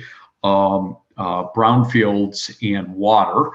And our next step is going to be returning to US EPA and really focusing on the subject matter expertise available with brownfields, and then predominantly through the water finance centers, to really show, not tell, what the benefits are, and to make these benefits predictable, transparent, clear, brief, and that will, and when we're done with that process, I think that will be the recommendation for the agency. And I think I kept to my time. So back to you, Bill and Margot. Thanks, Chris. Appreciate that. And Margot, I think we just talked about our next steps. Certainly, the expectation is that we hope to have a draft work product for the consideration by EFAB at the first meeting of 2022, as long as it's not in January. So I'm not sure when that meeting will be, but in the spring, I'm looking for the ability to present the work product. And as Chris has said, our objective will not be to create a term report or a term paper, but we'll really try to be more succinct in the advice and recommendations that we'll give to the EPA, and how to enhance the ability of opportunity zones to achieve a wide range of objectives for the local communities, as well as achieving issues of environmental justice and other objectives. So Margot, do you want to add anything to that? And I'll turn it back to you, and then we can turn it on to Ed or Carrie to call for the break. I think that was very well said, Bill. Thank you. And as always, please feel free to reach out to me or Bill and or Chris or Dennis with thoughts about the charge and recommendations, and any examples that you think are particularly worth highlighting as we consider some of the recommendations that we'll be developing for your consideration later. So thank you all for your input and your patience with us, and over to you, Ed. Thank you. And Margot, I have to apologize. I own this one, which is we did not record that webinar, and because it was our first experience with that, and I just noticed that someone on YouTube who's viewing us said, "Could we get a copy of summary of what Margot just said?" So what I will commit to everyone is that when we review the meeting transcript for this meeting, we'll try to capture as much of what you summarized, Margot, and have it back to you so that we can have a separate, perhaps one-page report out of the webinar.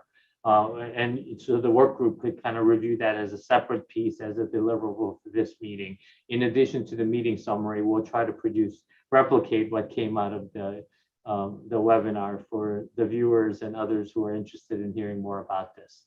So I apologize, and we'll start recording all the webinars in the future as well. Learning all around. Yeah. I do think a point of process for Ed and us, myself, to think about with Bill and Margot and this work group. Bill, you and I had talked about wanting to come to the spring meeting, April, with something that the board could vote on, but do we need to, share a draft ahead of that, or we may need to regroup the chairs and yourself and myself just to think through the appropriate timelines there. Yeah. We'll help schedule a follow-up to this after this meeting, Carrie. Yeah. So I just want to commend this group, fantastic work for really, as Margot said, there's a lot of uncertainty around this program. So it's a very thorny issue that you have all tried to tackle with EPA, a potential transformative tool that hasn't quite found that way yet. So, really thank you for all the hard work that you're doing. And I love that, Dennis, you're so focused on those community benefits. That's been one of the big critiques, right, of the OZ program generally, is where are the community benefits? And so, really, tremendous work in how you've all framed it and eager to track it as you come into the home stretch.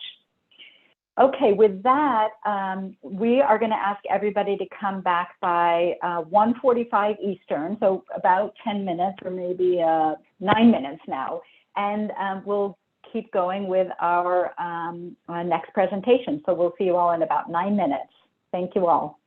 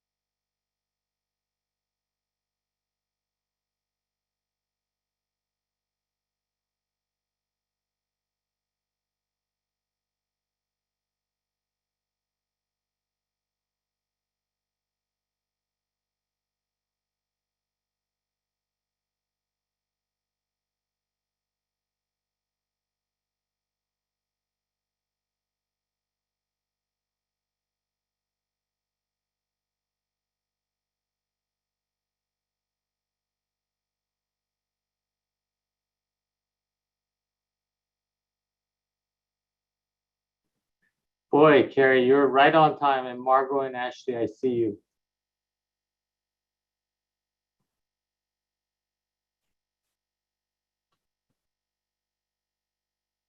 It goes fast. Was able to get a snack in.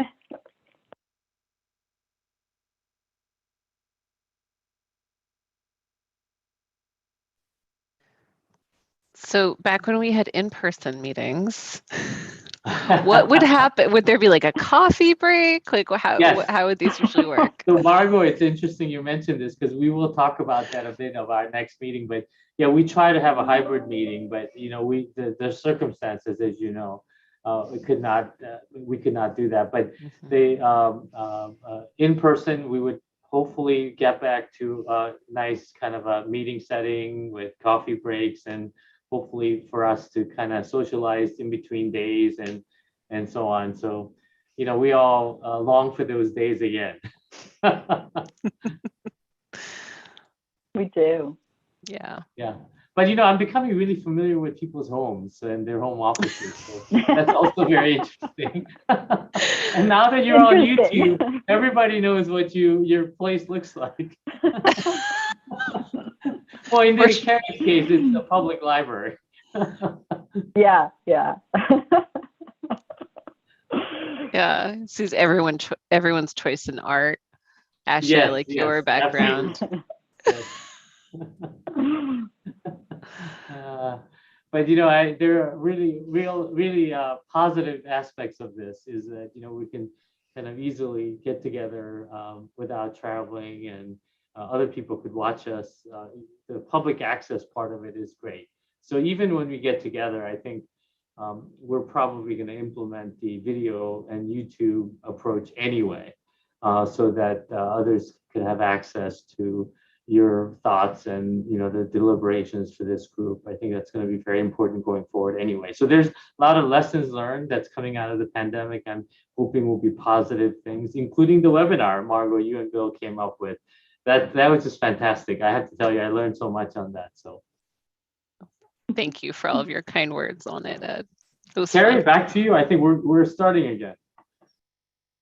Yes, we're starting again, and very excited to get into this next topic, really organized around climate finance and environmental justice, kicking off with a presentation by Jeremy, who's going to take us through some really important work. So Ed, are you doing the intro to Jeremy, or do you want me to? You probably can do it better than me. Well, I would just say that Jeremy Martinez, we're butchering everyone's names today. I'm sorry, Jeremy. He's with our Office of Air and Radiation, and he's joining us today to talk about this very important report, Climate Change and Social Vulnerability Report. I know that you have all probably seen this report that came out, and we thought that this would be a very timely report out. To just hear from Jeremy about the content of the report, because as I said in the intro to our meeting today, that there is a lot of interest both on the climate change issues as well as on EJ, and which this report covers the link between the two. So I thought that this would be a very good kind of when Carrie and I are thinking about how we would kind of tee up this discussion with the group that's working on the environmental risk and cost of capital, that this would be a very good kind of the background information for this. And as a way of introducing the topic, the other issue that we have been grappling with is because there is a great deal of interest on this board on climate impact issues on the financial markets, that we're still trying to figure out how we could best develop a client and a charge within EPA. And as you heard from Janet is really looking, I think, to us about how we might actually approach this, because it's a huge area, as you know. And so we had also discussed this with Office of Policy in terms of Al McGarland. I know you've met him in the past, and the work that they're doing right now with the SEC, and that's to come in the future, but they were quite ready for this particular meeting. So we thought that this would be even a more general topic that could kind of whet your appetite on this issue, and to tee off the discussion with Ted, Jen, and Chris for the work group. So with that, I will. And I think. Yeah, and I sorry. was just going to mention, just Janet, gave us so much food for thought. So, thinking at, those high-level thoughts from Janet, this background, I think will make for an interesting discussion following up with the work group on where we might focus. Great. With that, Jeremy, we'll turn it over to you. Okay. Hi, everyone. Jeremy, say your last name, please, in the correct way. It's Martinich. Martinich. Thank you. Yeah, I believe it's, my father was an orphan from Peru, so I don't really know much history about it. But yeah, anyway, thank you all. Really appreciate this opportunity to tell you about this report. I work in EPA's Climate Change Division, which is in the Air Office based in DC. If we can go to the next slide. Before I jump in, please just interrupt me with any comments or questions as we go along. I'm happy to pause at any point or take questions at the end, whatever you prefer. But I'm telling you about this report today, but it's really a product of a broader project that involves a number of different modeling and research groups at EPA, and then in other federal agencies and outside of the federal government, academia, and private sector, to quantify and monetize climate change impacts in the US, with a focus on trying to understand how impacts and damages can be reduced if we were to reduce our greenhouse gas emissions and or adapt to climate changes. And so what we do is use a consistent modeling framework. This is something we've been doing for over a decade, and it's kind of important because any one researcher out there might have their own study on climate change impacts on roads and climate impacts on air quality and human health effects. But when you try to combine those, if there's not consistency in the inputs and assumptions and the scenarios that are considered, you might have more apples to bananas comparisons of results at the back end. So this involves a lot of coordination. We, like I said before, work with others just beyond those at EPA. Because we've been doing this, we have a lot of research papers out there documenting the methods that we use, which is really important because we try to be as transparent as we can. And maybe the last most important relevant point here is that we have historically done reports and papers on this in the past, but really haven't looked much about distributional effects. That is, who is being impacted? What are their demographics, and are there disproportionate risks that socially vulnerable populations face?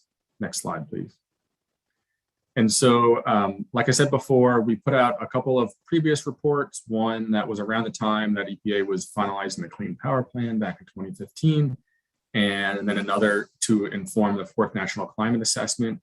Because Ed, you had just raised kind of the interest in climate finance. I will point out that the fifth National Climate Assessment is being developed now. For the first time ever, there is a chapter focused exclusively on economics, and we'll be tackling a lot of the kind of climate economics and climate finance perspectives. So I'm serving as the coordinating lead author for that chapter, and it won't be out until 2023, so you'll have to wait before you get a preview of that. But if at some point you want to download that chapter, we can arrange that in a couple of years.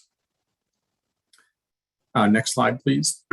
So, I think what we know from the climate impacts literature is that vulnerable populations face higher risks of climate change, but certainly from a national scale perspective, a lot of the underlying literature has been focused on one specific impact of climate change, say, impacts of extreme temperatures on health effects in one place and looking at one population. And so what we tried to do here was provide a broader perspective and a broader look at this question of disproportionality focusing on the highest impacts of climate change and whether socially vulnerable populations might disproportionately experience them.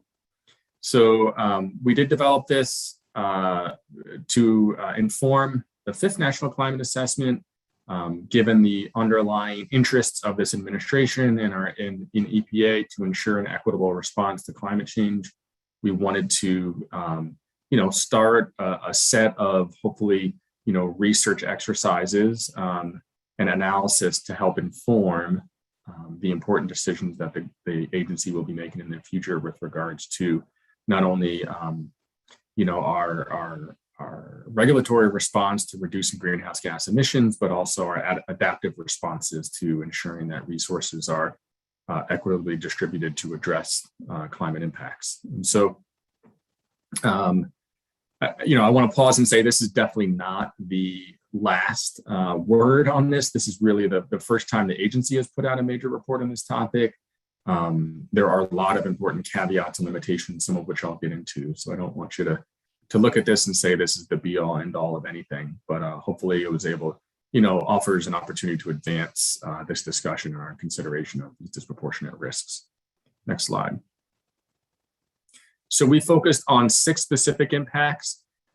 These turn out to be the 6 top economic damages that we've estimated across about 30 different specific impacts in the broader CIRA project that I mentioned before. So they were chosen because they were particularly economically meaningful. We also chose them because we knew that there was likely to be a sensitivity of socially vulnerable populations, and we also had essentially the models and capability to estimate them. So some of those are not surprising when you're dealing with health effects and the monetization of those health effects, you get large damages. Some of those may be surprising, like, oh, coastal flooding and traffic. That seems niche. That seems like odd for EPA to focus on. But in coastal flooding, in particular, high tide flooding or sunny day flooding, that's when sea levels raise the tides and the level of the tides. And when those tides are raised, they eventually start to flood road surfaces that historically have not been flooded. And where you get this flooding on frequently used transportation networks, you get lots of delays. And so that's the estimate there. There was a question about drought. And so we did not look at drought here. And if you look in the broader project, the broader CIRA project, we look at a lot of drought impacts, like those to agriculture and water resource and supply issues, even energy production through hydropower, but drought-related effects were not ones that we considered in this particular project. Certainly, there could be disproportionality in that impact. It's just not one that we covered here. Next slide, please. So for those 6 impacts, we then want to understand, we use 4 measures of social vulnerability. We use data from the Census Bureau's American Communities Survey. We use the nomenclature that the Census Bureau uses there, recognizing that EPA and some others are starting to move away from terms like minority to people of color and other nomenclature. But you'll see in this report, we use the census terminology. Most of the analyses are done at the census block or census tract or block group level. So pretty zoomed in for national scale analysis. I want to be clear that we did look at we held demographic trends constant through 2100. So we know that or at least the census generally projects that the country as a whole will get older on average and more diverse, at least over the next 40 years or so. So, that could have implications of the ultimate results that I show you in a second. And there's also important connections between these measures of social vulnerability. You might want to know, are those who are low income with no high school diploma more likely to be disproportionately impacted? And we really just looked at each of these in isolation. Next slide. So we use an impacts by degree framework. If any of you are familiar with the climate literature or climate science, you'll see that we love to throw out lots of scenario language and jargon that can get really confusing to those who are not in the climate science world. So what we did here was actually hopefully provide a set of information that is a little bit more easy to understand, and that is using the impacts by degree framework, where we're presenting results under the assumptions of what if the world warmed, 1 degree Celsius above recent history, or 2 degrees or 3 degrees or 4 degrees and so forth, or what if sea levels rose by 0.5 meter or 1 meter or so forth. And so by doing this, if we go to the next slide, we can also contextualize when those changes might happen. So here are the scenarios that some of this language on the left, these RCPs that get a little jargony, when they might happen. So under higher emission scenarios, we see that there are more levels of future warming that may occur, whereas if we reduce greenhouse gas emissions quite stringently this century, we may face lower levels of future warming. So you don't need to memorize any of this, but this is just the context to understand some of the results that I'll show you in a second. And I see I already missed a couple questions in the chat, so let me go back to them. Hey, Jeremy, I suggest just keep going and then coming back to the questions. You got it. Thanks, Ed. Next slide, please. So when I talk about 2 degrees C warming globally, that means that on average the global warm by that amount above recent history, which in this report we defined as 1986 to 2005.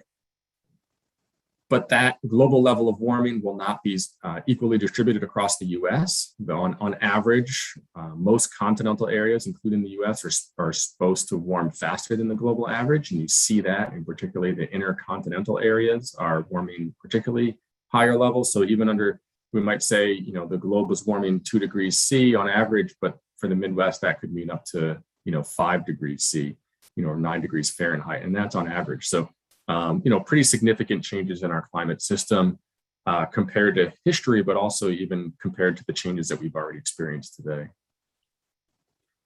Next slide. So go one slide further, please. So I'm going to walk through how we estimated some of these impacts and some of the results so you can get a sense of what's in this report. In this case, I'm going to focus on the air quality and human health analysis. In this case, we're focusing specifically on annual premature deaths due to climate-driven changes in PM 2.5. If you're not aware, PM 2.5 is fine particulates that are so small they get into people's lungs pretty easily and deep into their lungs, and they cause irritation, inflammation, which can eventually lead to cardiopulmonary stress and morbidity and even mortality effects. So in this case, this is an analysis that EPA, ORD, the Research and Development Office, and the Air Quality Office, as well as the climate group that I work in, all teamed up to do a set of modeling to estimate future impacts of climate change on the concentrations of pollutants in the air. So we know that as a result of changes in the power system, there will be changes in the amount of pollution that is emitted. However, what does climate change do to that pollution? That's really the question here. And in some cases, you see that in the Midwest, that's projected to decrease concentration. So on average, climate change is washing out, and more rain over the Midwest is washing out some of the pollution that's in the air that provides benefits for human health in this context. In other places, there's a complex set of atmospheric processes that lead to increases in PM 2.5. You also see that in the Southwest and the Northwest, which leads to greater incidences of premature mortality due to this air pollution. So in step one, we're really understanding where are the, what does climate change mean for this impact? Next slide, please. Once we have, I'll just say we also did this. We also looked at several other metrics. In this case, this was childhood asthma. You see a very similar pattern because in this case, it's driven by the same pollutant. So we have both of those health effects that I'll talk about in a second. Next slide. We then want to understand what parts of the country face the largest impacts of premature mortality or childhood asthma. You could have a set of childhood asthma maps as well. And so we isolate those census tracts that are in the highest impact tercile or the highest third. And we want to understand then, well, who's living in those census tracts to get a sense of, the relative likelihood that individuals live in these areas that have the highest impacts. Next slide. And when we do this, we get the following results. And on the top, I'm showing changes in relative likelihood for the highest rates of premature mortality. So this is in individuals 65 and older. And on the bottom, I'm showing changes in new asthma diagnoses of children. So you can see that for all three socially vulnerable measures of social vulnerability, there are increases in relative likelihood. So these individuals, individuals that are low income are roughly 7% more likely to live in the live in tracts with the highest rates of premature mortality compared to non-low income individuals. And for the minority measure, we can also break that out, and we see it when we break that out. We see a pretty significant finding here that Blacks and African Americans are, roughly under 2 degrees of warming, 41%, more likely to live in those areas. A similar finding for new asthma diagnoses as well in children. Next slide, please. So we could re-estimate the national analysis at the regions of the National Climate Assessment. There are 7 of those in the contiguous US. And so in each case, we're redrawing where the high impact terciles are for each region. With the data that we've posted online for this report, you could also do this analysis at the state level and find out, which one of these, which of these census tracts have the highest impacts at the state level, and then the disproportionality within a state level as well. We just didn't do that for the purposes of having a somewhat concise report. And so you see that there are areas of the country like the Midwest where in fact minorities are significantly less likely to live in those high impact areas. And that tends to be because the places where the highest impacts are occurring are not where minorities are living in higher densities, versus parts of the Southeast and Southwest. There are pretty considerable increases in positive levels of relative likelihood of living in those highest impact tracts.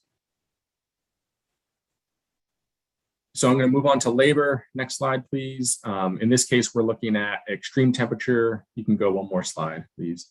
Extreme temperature and the effects of extreme temperature on weather exposed workers. So all industries that are exposed to the weather, that would be not only agricultural field workers, construction workers, but also workers that work in processing and manufacturing plants, any spaces that are not conditioned. We saw that this past summer that Amazon distribution facilities out west were crushed by hot temperatures, and the workers who were processing packages or doing what they do were affected by extreme temperatures. And so we're trying to investigate, are there, impacts that, on the relative kind of allocation of hours to labor. And so considering both extreme cold and extreme temperatures, as the climate warms, how does that impact, these workers? And presumably in the winter months, there would be more time that they can spend outdoors instead of being, frozen on a 15-degree day trying to lay roof shingles.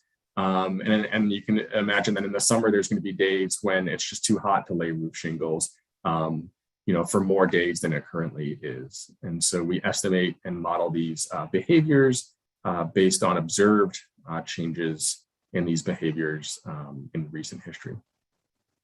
Next slide, please. So once we understand where the highest impacts are occurring at a national level, we again estimate what census tracts have the highest impacts. Again, we want to, in step 3, understand who's living in those areas. And on the next slide, we see results for one more. Yeah, there we go. In this case, for the labor sector and labor allocation, again, low income,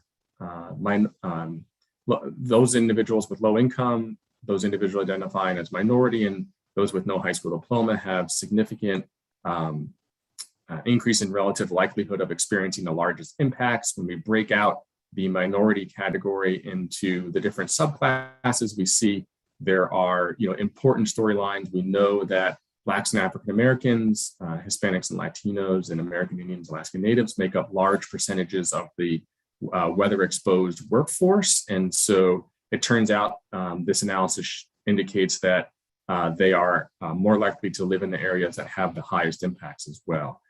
And most of those patterns hold as we increase temperatures as well. So important findings, and really resonates with what we saw this past summer, where agricultural field workers in the Pacific Northwest were really being impacted by the heat waves that were occurring out there. Maybe I'll go through one more sector quickly, because there's kind of a finance angle to it, or if we can skip to the next slide. Oh, this is just the regional labor results, which I'll skip over now. One more slide, please. So coastal flooding and property, we can go one more slide, please. So in this case, we are interested in knowing that, and we do modeling for each coastal property in the US based on the risk information from sea level rise and storm surge vulnerability, as well as consideration of the options to protect those properties, either individually or at a community scale, and the relative kind of costs and benefits of protection versus the value of property. And so by doing these somewhat simplistic benefit cost analyses, of which there's a pretty rich literature on understanding these impacts, you can see that there it's a very complex storyline of regional vulnerability across the US coastline. And if we go to the next slide, we do that same set of analyses and methods to arrive at these increases or changes in relative likelihoods.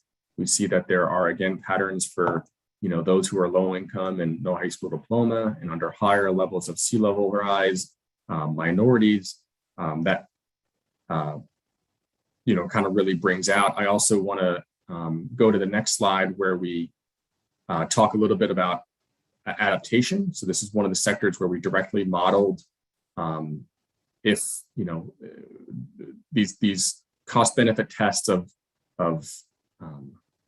comparing the value of the properties versus the cost of protection. And when we do that, we see that there are not only significant differences regionally in the size of the population that could be excluded from adaptation, but also the value of the property that would be essentially abandoned.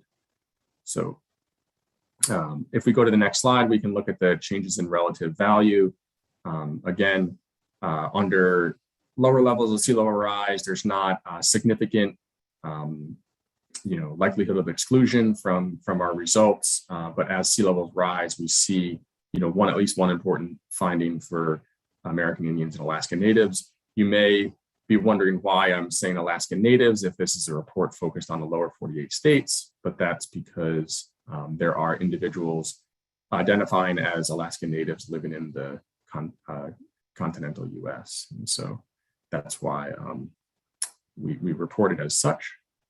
Anyway, I wanted to, I'll probably just end there and start with some questions, but again, thanks for the opportunity. I want to kind of underscore that this is, an important advancement, but certainly not, hopefully the end of EPA research on this topic. And yeah, interested in any feedback you all have.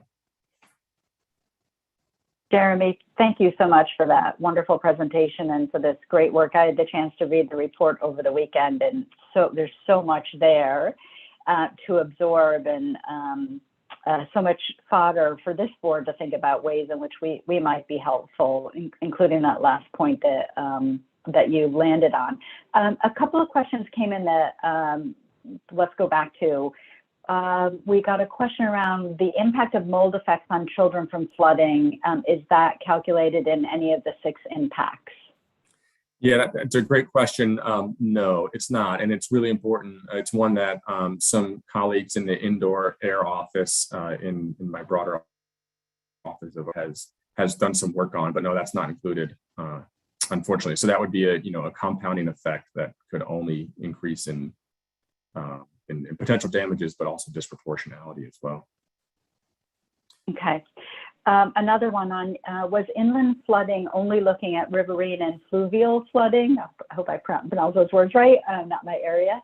Or was it also looking at flooding due to runoff and inadequate conveyance / infrastructure? Yeah, it's really more riverine and fluvial flooding. We use that doesn't have significant, built out infrastructure kind of conveyance systems within it. And so that would be an important, additional dimension to look at. And that's not one that we covered. In our broader SERA project, we actually do have an urban drainage analysis, which starts to get at some of that. And that's just one impact that we didn't focus on in this report. Great. Does the air quality study make any assumptions as to the future fuel mix of electric generation and vehicular use of internal combustion engines?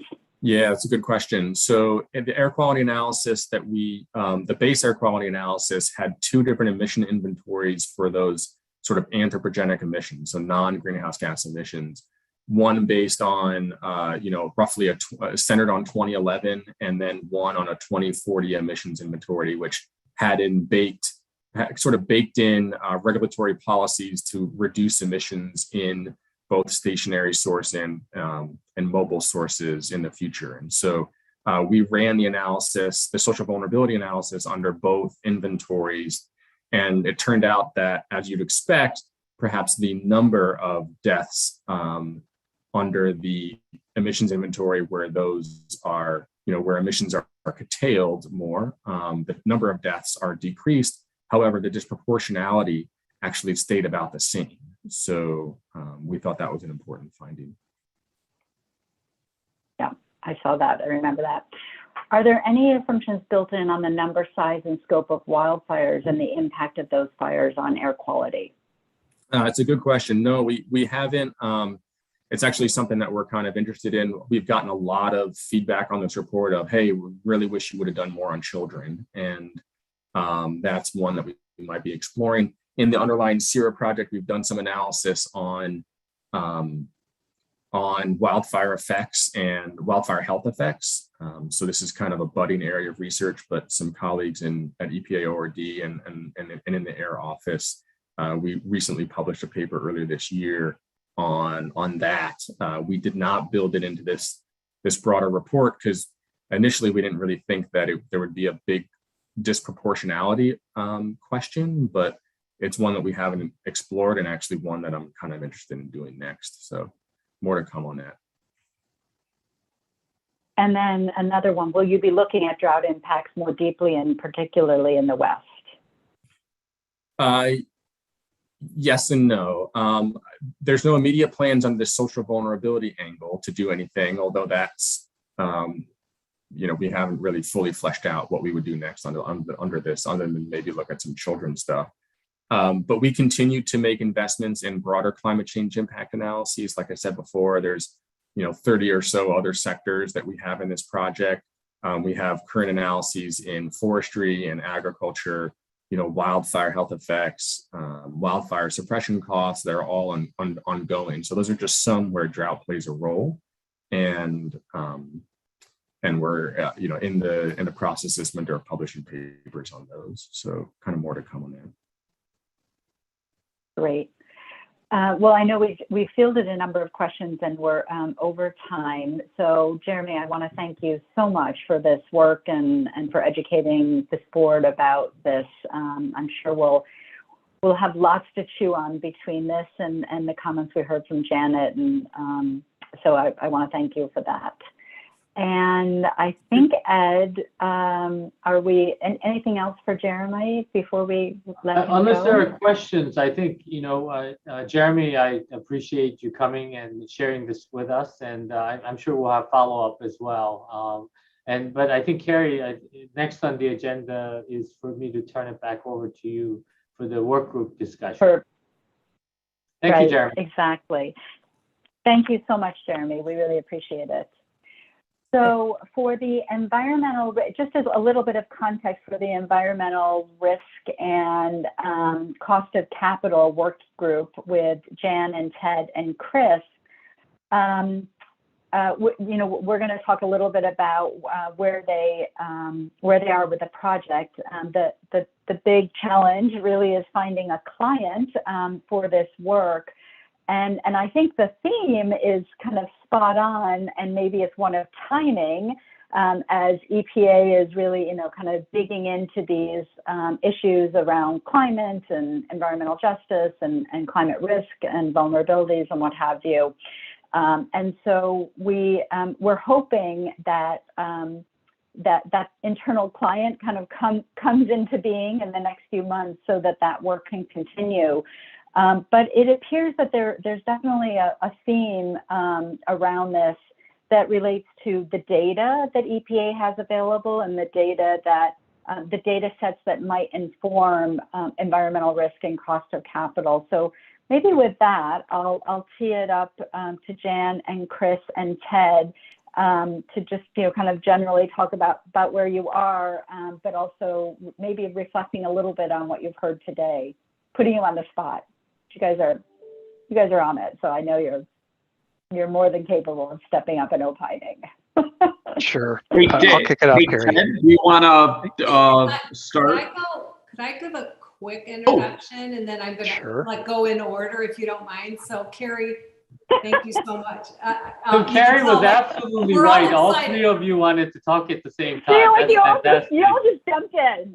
Yeah. Right on script. Way to go. That's what we do. That's how we roll. But I think Jeremy got us so primed. First of all, thank you, Carrie. Thank you, Ed, especially for your support of our thinking around this, our evolving thinking, as you just reflected. Jeremy's presentation could not have been better from our perspective, and we were really excited that the agenda worked out this way. So just very briefly, because again, I'm just trying to get out of the way. So, as that presentation captured, climate risk is economic risk. Climate risk is social risk.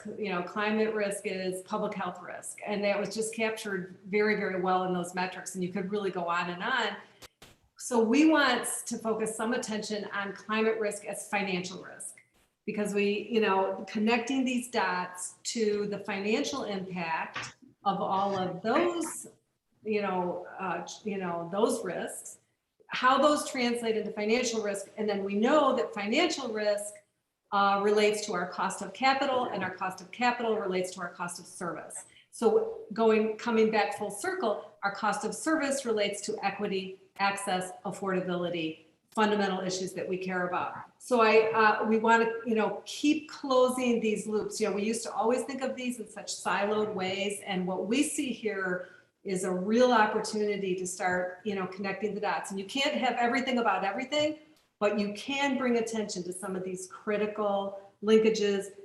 So we see financial risk as just compounding those stressors and inequalities that are there in the first place. And thus how we address them could help provide some mitigation and some remedies and some long-term, hopefully some long-term solutions. So we want to tie it back to that. And as Carrie just kind of indicated, our focus has been around data and disclosure in a nutshell, as well as and I think we'll also talk about the materiality effects. But with that, I'll stop. Who wants to go next? It's a tough act to follow. Both of you are. But I'll try and tee it up a little bit further and get a little bit more granular. Again, we heard Jeremy do a fantastic presentation. The three of us kind of touched on this last fall, and probably would have an active project, but for the fact that we're still looking for, I guess, a sponsor. Even indirectly with the opportunity zones. Let's face it, you hear about it on basically a daily basis. We're going to hear a lot more about it in a couple of weeks with the Conference of Parties in Glasgow. There's just really a fever pitch about doing more and more aggressive actions towards EJ, social justice. However you want to couch it, it's under the broader umbrella. Wall Street, the financial community calls it ESG, environmental, social, and governance. It affects everybody, and as we just heard, it affects some of us even more profoundly, unfortunately. I think the financial community has varying degrees of action and involvement. There's a variety of reasons for that. I think Europe has done more than the US thus far. And within the United States, I think corporate America has done more than the municipal bond market thus far. But it's a broad topic. It's on the radar of the SEC, the Municipal Securities Rulemaking Board, the MSRB. And that means, all kinds of potential possible outcomes. Could be regulation, could be guidance, could be no action at all, could be door number 4, something else altogether. But as Jan mentioned, I think the two biggest hurdles are disclosure and materiality. And I'm talking about hurdles for the financial community, because there is a great possibility to correlate all of this. But right now, there's no consistent across the board standards here in the US. There's no universally agreed upon definitions yet. There are some movements that have gotten us very far in a positive direction. But again, I think this is an area, in my view at least, where I think the US is a little bit behind the EU. In the EU, you've got, and the US kind of participates in it as well. The Task Force for Climate-Related Financial Disclosures. The EU has a taxonomy that kind of spells out, well, what do you mean by this? And because of that vagueness, you're getting a little bit of backlash even. Oh, you're greenwashing. You're saying that it's got this fantastic benefit, but is that really a sales pitch, or is that truly a virtuous possible avenue of investment? So I think those are the things, and I'm teeing it up and handing it off to Chris now, but I think that's kind of a snapshot of where the financial community is, very broadly speaking. And I think, Chris, you got some more specifics on that even further. Thanks, Ted. Thanks, Jan. And again, thanks, Carrie and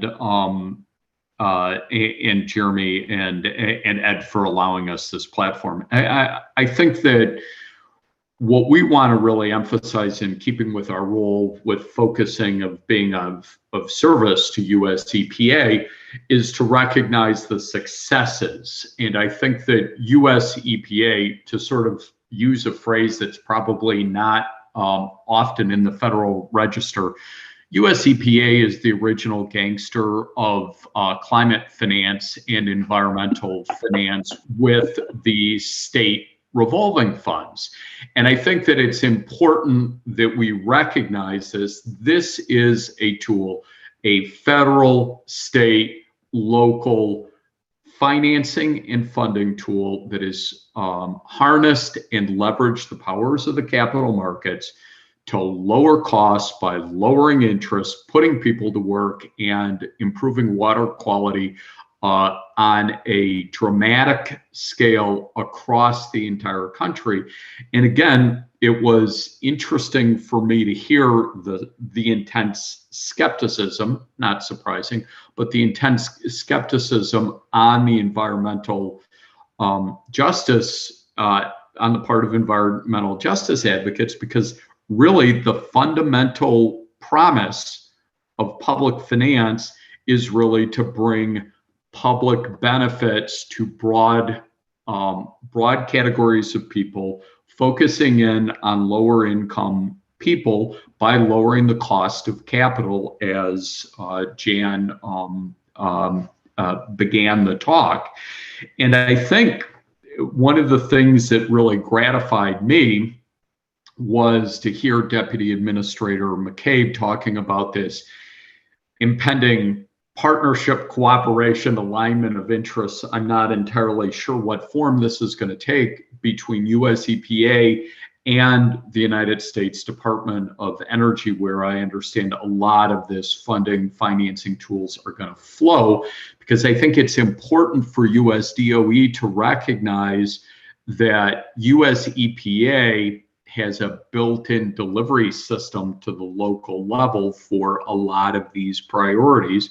And I think that US EPA can really highlight in a way that maybe people don't fully recognize, just like the environmental justice advocates may not fully recognize the impact that the state revolving funds have had on their communities, although I think it was instructive when Flint had its initial problems, the federal government and the state of Michigan went directly to the state revolving fund to start to address that.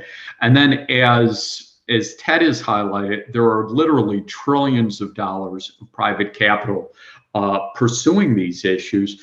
So really the opportunity for US EPA and its federal partners, which I hope primarily I'm not a policymaker, is US DOE, the opportunity of service that that EFAB has is to develop ways to popularize, deploy, educate effective financing tools on the scale and the positive impact of the state revolving funds, as ways to mitigate, delay, combat climate change, and avoid all of those horrible outcomes that the presentation that we just heard described. And it would seem to me that the priorities of the Biden-Harris administration, as articulated by Deputy Administrator McCabe, US EPA really has an opportunity, as it has in the water space, to align these priorities, and the breadth and diversity of expertise here on EFAB, especially under the new framework established by Carrie and Ed's team, is that we're available to produce timely, short, authoritative recommendations to clients across US EPA as to help them pursue their priorities and mission. I'll turn it back to you, Jan and Ted and Carrie. Anything else to follow up on, Jan and Ted?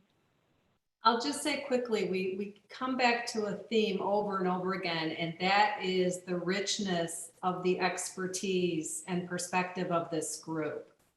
And it's interdisciplinary. It just represents, people's roles are so complementary in terms of educating ourselves and then hopefully playing an educational role to folks at EPA, folks out in the community about these issues, because I mean, let's face it, finance issues can be very, very challenging to grasp.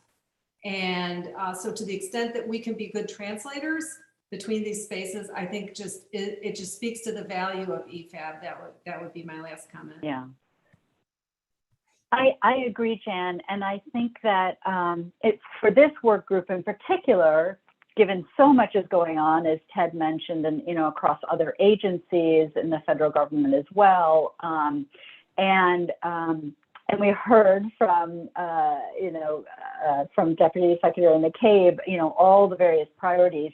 I think this group is going to need to, be in conversation with folks at EPA, and Ed will help Ed and Andrew will help us with that, to figure out where do we start, where can we be helpful, are we doing some educational series on different topics, and will that lead ultimately to other charges? I love that you guys are so passionate about this and willing to kind of evolve as we see EPA evolve and organize too, right? There've been a lot of changes, and so as they get organized and think about how they're going to approach this, I think one of our themes will be picking up on what we heard this morning, or at the very start.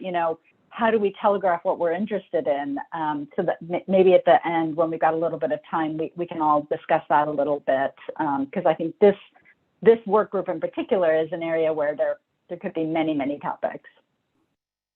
All right. Well, I thank you guys for your continued engagement as we search for the right format and clients and the more specific what, and hopefully we'll continue to make progress on this in the next couple of months. Yeah, Carrie, if I think, just, yeah, go ahead, Ed. Just a quick weigh in on this. I think your sort of thoughts about kind of what to pursue on this is going to be important discussion with Ted, Jan, and Chris, because it has to be something that I think for the members to participate in, something very specific. And to me, this is, as we are now seeing, it's a very broad space. As we talked about DOE and other agencies now, the whole government approach that the Deputy Administrator mentioned as well. So what it is that you would like to work on specifically, I think honing in on that would be very helpful. And I think the conversations that we've been having with the Office of Policy over the last few months, I think has been very productive. And I think you kind of also alluded to the fact that there may be something that EPA has that the information and the data that may be able to help with more transparency in the financial sector. That's a very specific type of project that could perhaps be worked on with a client at EPA and with EFAB. Now, Jeremy also kind of alluded to a project that he's working on. I mean, I think Jeremy's off the call now, but we could follow up with him about what he's thinking of in terms of the finance work that he mentioned in the next round of reports that he's helping to prepare. There is also a possibility there as well. So I just want to make sure that this work is somehow now getting into this funnel where it is narrowed, so that perhaps next time around that we will have something that the board members could chew on in terms of getting more of a specific set of recommendations or projects on this. Great. We hear you and we agree. I know. All right. With that, I think we're going to move on to our next topic, the pollution prevention work group. And I'm going to turn it over to Ashley Allen Jones, who is going to bring us up to speed on where the work group is and present the status of the charge. And we'll get some background from David as well. And hopefully we'll have a discussion and be able to, if the board is amenable, formally adopt the charge. Ashley? Terrific. Thank you so much, Carrie. I see that we're about 10 minutes behind on our agenda. Would you like me to cut into our session, or how do you want to? I think we've got time on the back end of the agenda, right, Ed? So no. Yes, and I was able to talk about the I was able to talk about the EJ topic, so you can take a chunk of my time. Okay, I didn't want to step on the toes of the stormwater team, and now that Chris is up the ante by calling the EPA the original gangster and using terms like combat, I feel like we need to really move quickly. But so thank you for the time. I'm Ashley Allen Jones again, CEO of I2 Capital. I'm really happy to be talking with this great group about the P2 charge that we've presented. I'm not going to ask for a raise of hands of how many people have read the 2 pages that we circulated, but we will go through it quickly right now, and that'll give you a chance to get a feel for what we're recommending. And as Carrie said, hopefully draw an affirmative conclusion to move forward with this charge. This comes on the heels of, you probably remember that David Wadowski, who's on the phone with us, did this presentation at our last April board meeting on the pollution prevention program. Coming out of that presentation, Carrie and I actually, who was initially my co-chair before the EFAB stole her to be the chair for all of us. But Carrie and I dove in with David, and we also managed to convince a few other people to join the group in order to just try to get our arms around what a charge could look like, right? And so we had the enviable position of having a client from the beginning, put us in good stead and able to move relatively quickly. And the work group, as I said, was Carrie and I, who both come at this work from somewhat of an innovative blended community finance lens. Carrie in energy, I in water and land and biodiversity. Craig Rinkovich, who is head of the public finance group at Baird. Stacy Brown, who has done a ton of work in innovative insurance. And then Chris, who seems to be on all of our groups, but full of all sorts of good input coming out of the public finance realm in Illinois. So, we had a small group that worked really closely on this with David and his colleagues. And I'm, again, excited about what we're going to present. So as I'll just walk quickly through 2 slides, then I'm going to hand it over to David to give his perspective. So David started his presentation last time with this waste management hierarchy. And what's really interesting to me, the point that I'd like to leave everyone with, is that this triangle has an inverse relationship to where we fund conservation right now. And where our capital markets fund it, where our governments fund it, where we think about it. So we're pretty good at, well, we're decent at cleaning up messes after we make them. We haven't been as good on the preventative side in any of our realms, but particularly in the pollution prevention realm. And if anyone wants to dig into the budgets on the relative amount of money that we put into prevention versus cleaning up, that's a pretty fun exercise.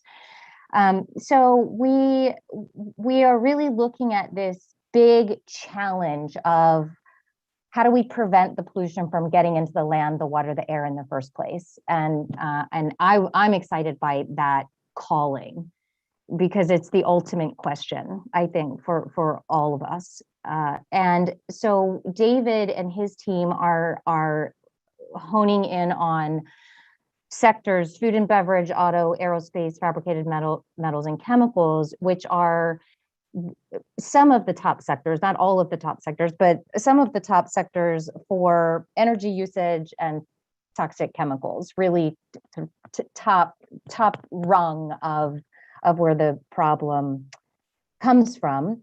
And when we dug into his presentation a bit, we were able to really refine some of the barriers to success. And it's interesting because these are some of the barriers that Margot talked about earlier in the opportunity zone conversation. They're sort of traditional financial barriers, but they have their own flavor in this context.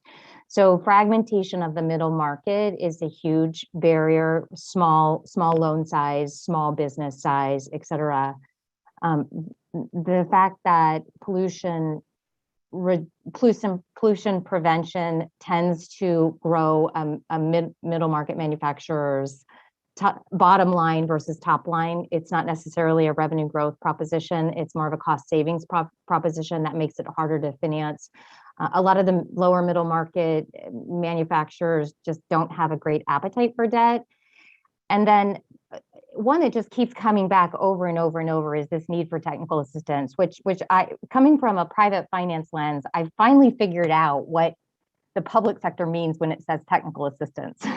It's that gap from, right? It's the gap until we get to the finance. So the finance that fills that gap in the private sector is venture capital. And the reason it fills that gap is because it's got really high profit motivations to the tune of 10 times. We're looking for those 10 baggers in the venture capital world. Well, in the sectors that we're looking at here, the profit proposition, it's an entirely different conversation around profit proposition. And so I think this gap between the problem and where we get to the place where we can finance it is such a huge challenge. And it's a challenge that a lot of the development capital segments, the CDFIs, the green banks, the MFIs, others have tackled it, and some of the public finance institutions have tackled over time, but it's a gap that still is tremendously challenging for all of us. So when we identified those barriers to success, and then we boiled it down into 3 strategic questions that we posed to, or we sort of concluded together with David would be very helpful to answer. First one, how would different financing structures and models work for small manufacturing P2 projects? Where can we learn from models that have gone before and been able to tackle some of these barriers that exist for manufacturers? Second, how would a sector-based approach to manufacturers inform economies of scale? Could we look at leveraging relationships or capacity in one of these subsectors as a way to demonstrate possibilities to scale finance? And then, of course, the question that Chris asked at the end of his presentation, really, how can EPA best support this work, because it doesn't have financing, it doesn't have huge financing authority around these problems, but where can it use the existing infrastructure and system of the EPA to try to drive some outcomes? So next slide. So taking a page from Margot and Bill and Carrie's playbook, we thought, well, we don't want to necessarily jump in with a 200-page report, but we agreed with again, David and his team, that it would be helpful to have a series of workshops that really looks at these core questions and starts to create some answers around financial structures that we might help David and his team to focus on, or that we might be able to motivate different groups to come together to create some interesting financial structures, tax structures, insurance products, loan bundlings, other tricks of the trade that we use in finance to reduce the friction of financing. What are the other models that are interesting? As I said, CDFIs, green banks, development banks, innovation funds. How can we learn from models that have gone before and have had some success over the last decade in particular? And then, and on this one too, Ashley, I just want to mention that we thought too, there are examples that have in this category that have specifically addressed various manufacturing sectors with financing. Not this type of financing, but so very rooted in, here are folks that are serving these sorts of similar businesses. What can we learn about how they not only structured their products, but distributed the products? Thank you, Carrie. Yeah, and then to the question of technical assistance / venture capital, what are the extension programs that are out there that are working well, that are positioned to help distribute and support some of the capacity that is needed in order to make any of these deals financeable, at least across the opportunity zone segment, across this segment, probably across the stormwater segment as well, Craig and team, right? We've got this same gap that makes it just really challenging. So it's figuring out how we can get planning, project development, technical expertise, et cetera, into the fray so that we can bring projects along to the point where they can be financed. So we just circulated our 2-pager. We are talking about a 5 to 6 convenings. That may be too many. We may need to boil that down, maximum 6. There's a lot here that we want to explore and that I think David and his team want to explore. So we didn't want to make it too small, but we also don't want to be too aggressive about it and not be able to accomplish what we're trying to accomplish. So call it up to 6 public workshops looking at these different questions and issues. It would be a 1-year charge timeline, November 2021 to October 2022.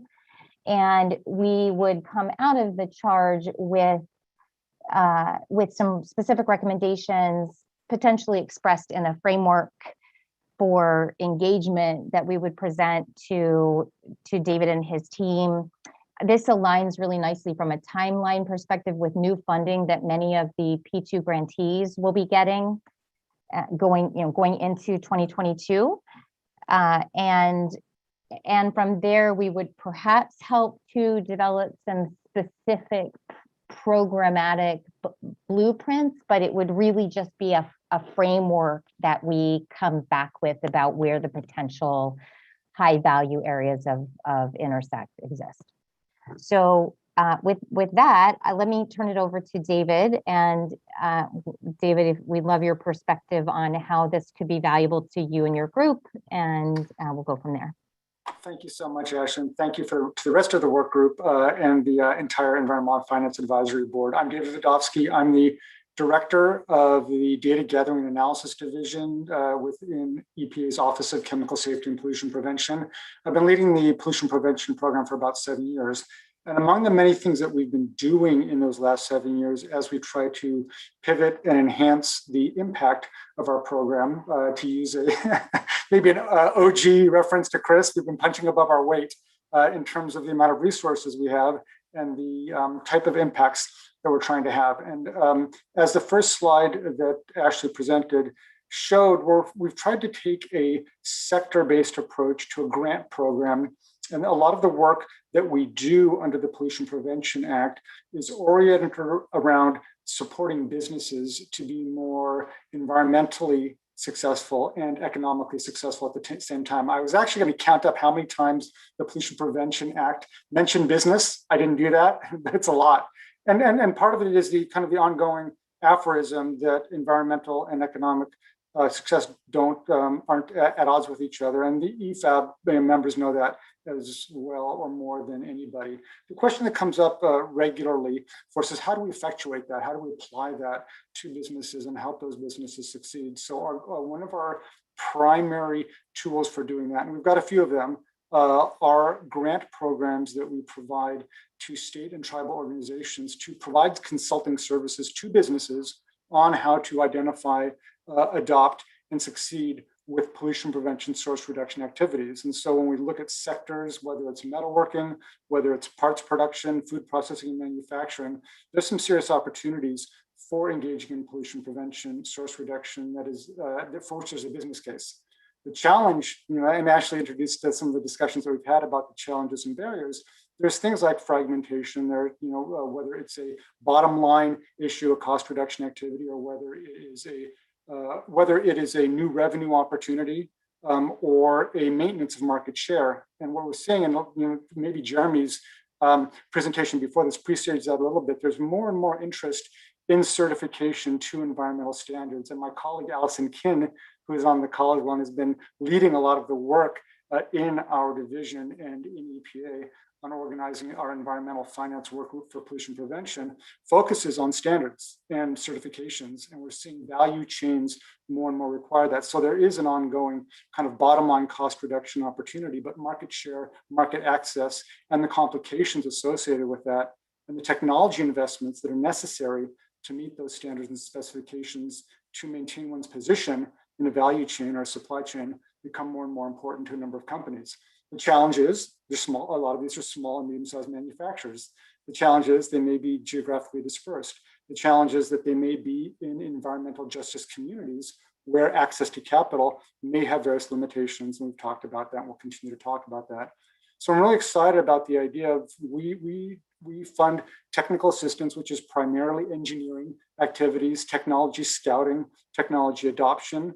We're trying to do more with amplifying and leveraging, punching above our weight, as I say, by engaging on a sector basis so that these pollution prevention innovations and activities can be replicated and amplified across a larger group of folks than we are funding directly. So how do we take these successes and bundle them? In some cases, that has to do with bundling in finance. And there's some interesting models for that. The challenge that we've got is that most of the people that we work with in our grant program and our other programs are not finance specialists. So when it comes to things like demonstrating and documenting a case study, where a particular business or a facility or manufacturer in a sector has invested in a source reduction pollution prevention activity, has realized economic benefits and can amortize or realize the benefits in a business appropriate time frame, 12 months, 18 months, 2 years, less than 3 years. That's great. How do we help other entities, facilities, manufacturers have access to and adopt those same things? And one of the key elements is that finance. And if it were as simple as walking into your bank and saying, hey, lay $100,000, $200,000, $300,000 on me, that'd be easy, but it's not that easy. And so the idea of looking at finance tools, finance structures, looking at how we would bundle those into a finance stack through financing strategies and models, and how do we bring those to a wider group of folks. Those 3 topics that Ashley introduced are really key to helping the clients that we support through EPA's pollution prevention programs to succeed. And that's an area where we don't have a huge amount of expertise, and we're looking for ideas, we're looking for support and creativity from the EFAB to say, okay, we've got these puzzle pieces. Some of them, can fit together. We've got to figure out a way to fit them together. And then how do we, in EPA, then work with those tools and those innovative ideas and package them and work with extension kind of outreach organizations to deliver those into the hands of the businesses that can take advantage and would benefit from these kind of environmental and production practices for where there is a demonstrable economic benefit. So this can benefit the as your potential client can benefit our program really well, but it's not about us. It's about American business. It's about American industry and the environment that we all interact with. And so we're very excited about that. Thank you, David and Ashley and the whole working group.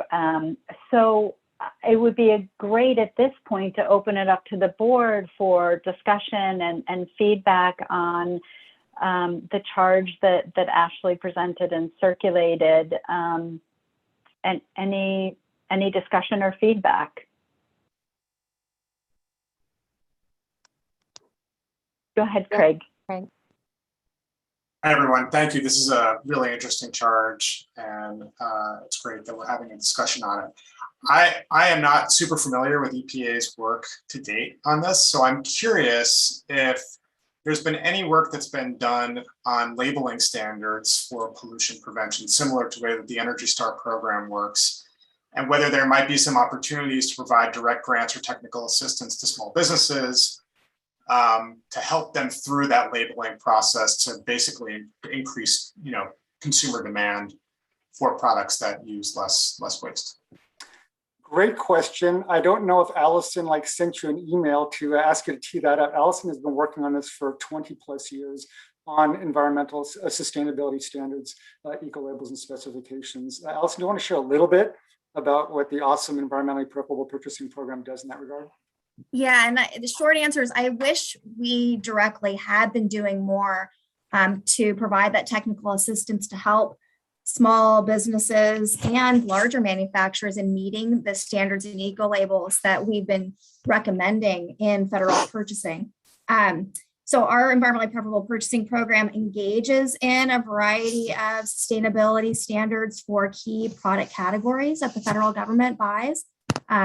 We look at building materials, electronics, professional services, et cetera, with organizations like ASTM International, Underwriters Laboratories, et cetera, and many of those eco labels driven through environmental NGOs as well. There's far more out there than we've been able to participate in.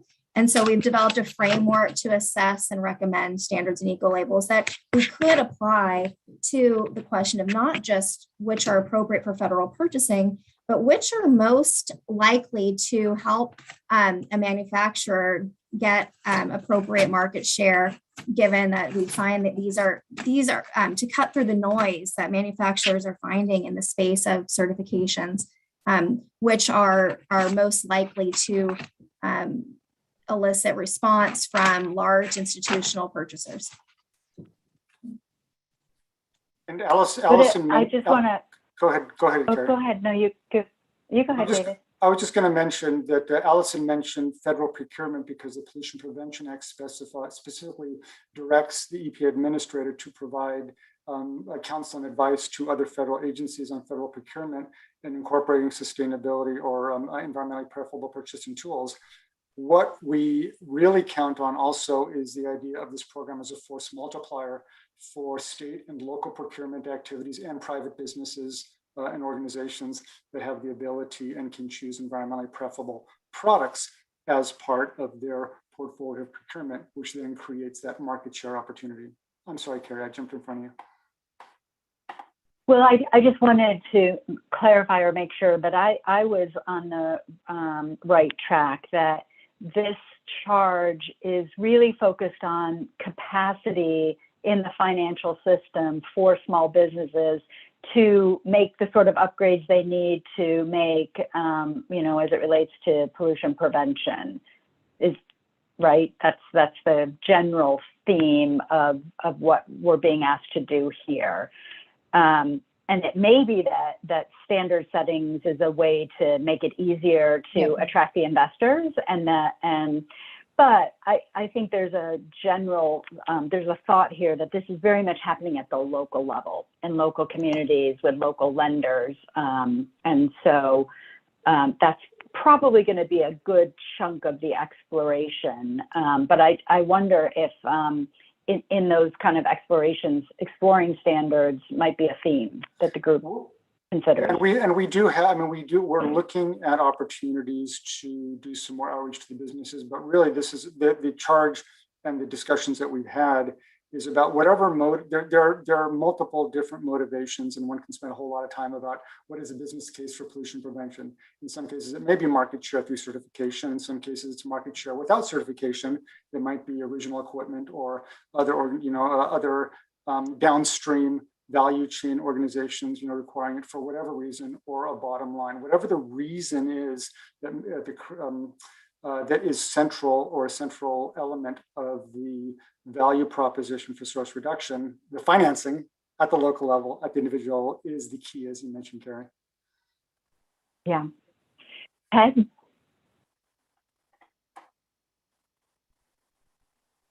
Carrie, is that me? Yep, that's you, Ted. I just wanted to, there's also a federal tie to SRF and other investments, and it really came to light this week. There was, or I guess maybe the end of last week, there was a congressional hearing on PFAS and other emerging contaminants. And Congress is very much focused, as is the administration, on assigning manufacturers more responsibility for some of these contaminants that are getting out into the environment, and the cost is back to the public to figure out how to get those out of wastewater and out of the environment. And so, it's not just the business case for the small business to produce the right, to reduce their costs by using P2, but there's a huge public element here. Really we could reduce the investment in wastewater treatment and other environmental cleanups. And so maybe a redirection of some of the federal funding that we're putting into, improving technology around treatment could be put at the front end as opposed to the front end. Right. Yeah, it's fascinating really because there's some interesting examples of monetizing the downstream benefits of source reduction and using that to help finance or fund the upstream changes in practices that obviate the need for that downstream cleanup, literally and figuratively. And I think that speaks to, capital stacks, right? Creative capital stacks, bringing in, a combination of capital. Those federal resources might de-risk the local capital that would be more interested in engaging because they've got federal dollars in there. Great point, Ted. And then in the chat, we had, how can the chamber help with this charge? That extension theme of, who are the folks that can help us get to various businesses or what have you. I could see that being, a great place where that might come into play. Other discussion, feedback, comments? What's the point, Ted, that you made about Backhaul, Alaska? Oh, right. That was in the chat. I missed that. Thank you, Ashley. Sorry, I had a mouthful of lunch. That's why I was off camera. There was just, I mean, it's kind of similar, but maybe not exactly useful here. But I mean, there was some discussion on that just as far as like post-consumer waste and how do you kind of maybe shift some of the responsibilities from the local community, but still not overburden everybody else in the value chain. So I mean, there are some takeaways from that. It's not a direct parallel, but yeah, I mean, maybe there's some concepts that might still help. Absolutely, super helpful. And I love the idea of the value chain and looking at the benefits to every person that touches the value along the chain. So that's super helpful. Well, and I just want to support what Ted just said, because I think that was a big point of discussion during the Alaska backhaul project. And, it's really trying to monetize sort of the issue about the trash at the back end and the suppliers taking a lot of these packaging and things out into these Alaskan villages. And it ended up being I think a government supported project at the end of the day, because we just could not come up, as I understand, a solution to that problem. So there might be some lessons learned there as well. I agree with Ted on that. Interesting. And it might be that the financing solution or package would include that as a sweetener, but whether or not the business case depends on it, starts to become really interesting. Can you incentivize it? Can you make it economically worthwhile for the company itself, within their own economic framework? But if you can bring in positive externalities, can you develop some interesting sweeteners like, some of us who own electric vehicles?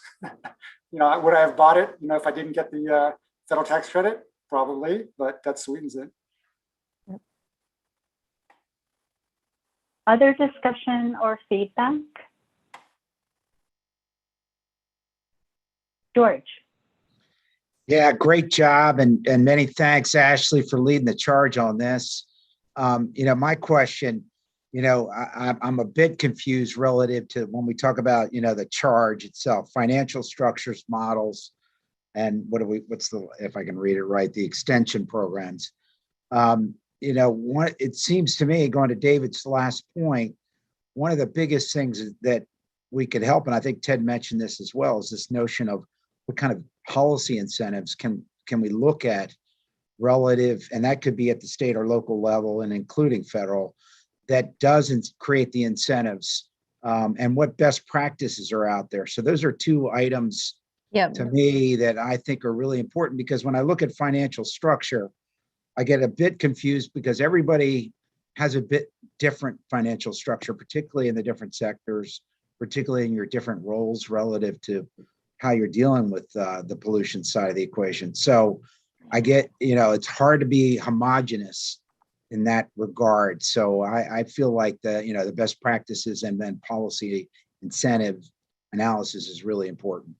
Yeah, and I think it's a great point, George. And it may be that it's a wording issue, because when I think about financial structures, I do think about the structures and models where there are the appropriate tax incentives or the appropriate policy that's in place. So maybe we should consider it's not necessarily financial structures as much as it is capital formation. Capital, yeah, right. It's where are the pools of capital and how are they incentivized? How are they wrapped? How are they motivated?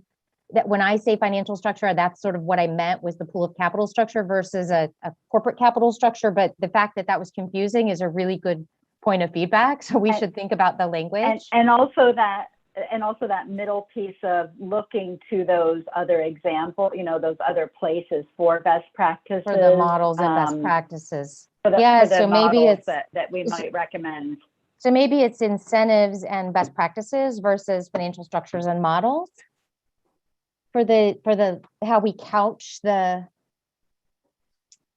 construct of the charge with that. The exploration. Yeah.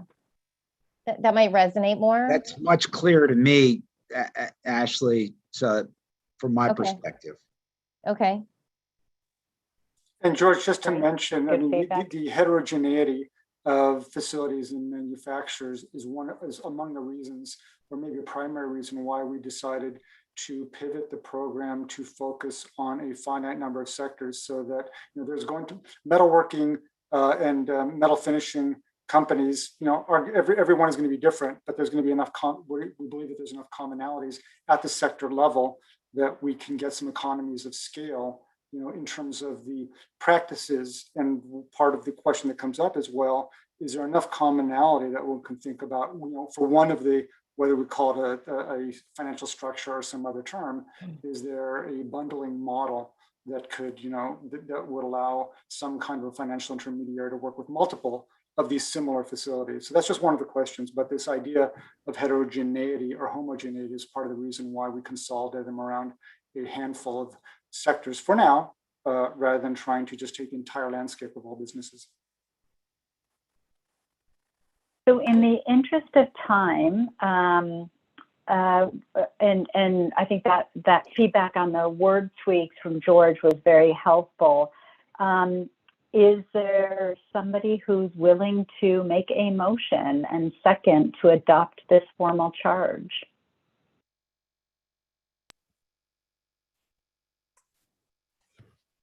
So moved. Second. Thank you, George. Thank you, Cynthia. Thank you, George and Cynthia. And so, Carrie, could I just quickly, before you wrap out, could I just make an appeal to the group? We are a small group. I don't want the group to get too big and unwieldy, but we definitely welcome input from people, in particular people in this room that have direct experience with the incentives, the financial structuring incentives, be they policy, tax, risk reduction, bundling, et cetera, or with the best practices across the models. I suppose I could add to that, or with technical assistance, but it's really the financing pieces of this that we want to hone in on, because David and the team at EPA have quite a bit of expertise in technical assistance. And if we can just close that gap, that'll be great. So please reach out to me, assuming this goes forward. Yes, and it is it is very much focused on these panel workshops, learning sessions. So I think leveraging the expertise of your networks would be great too.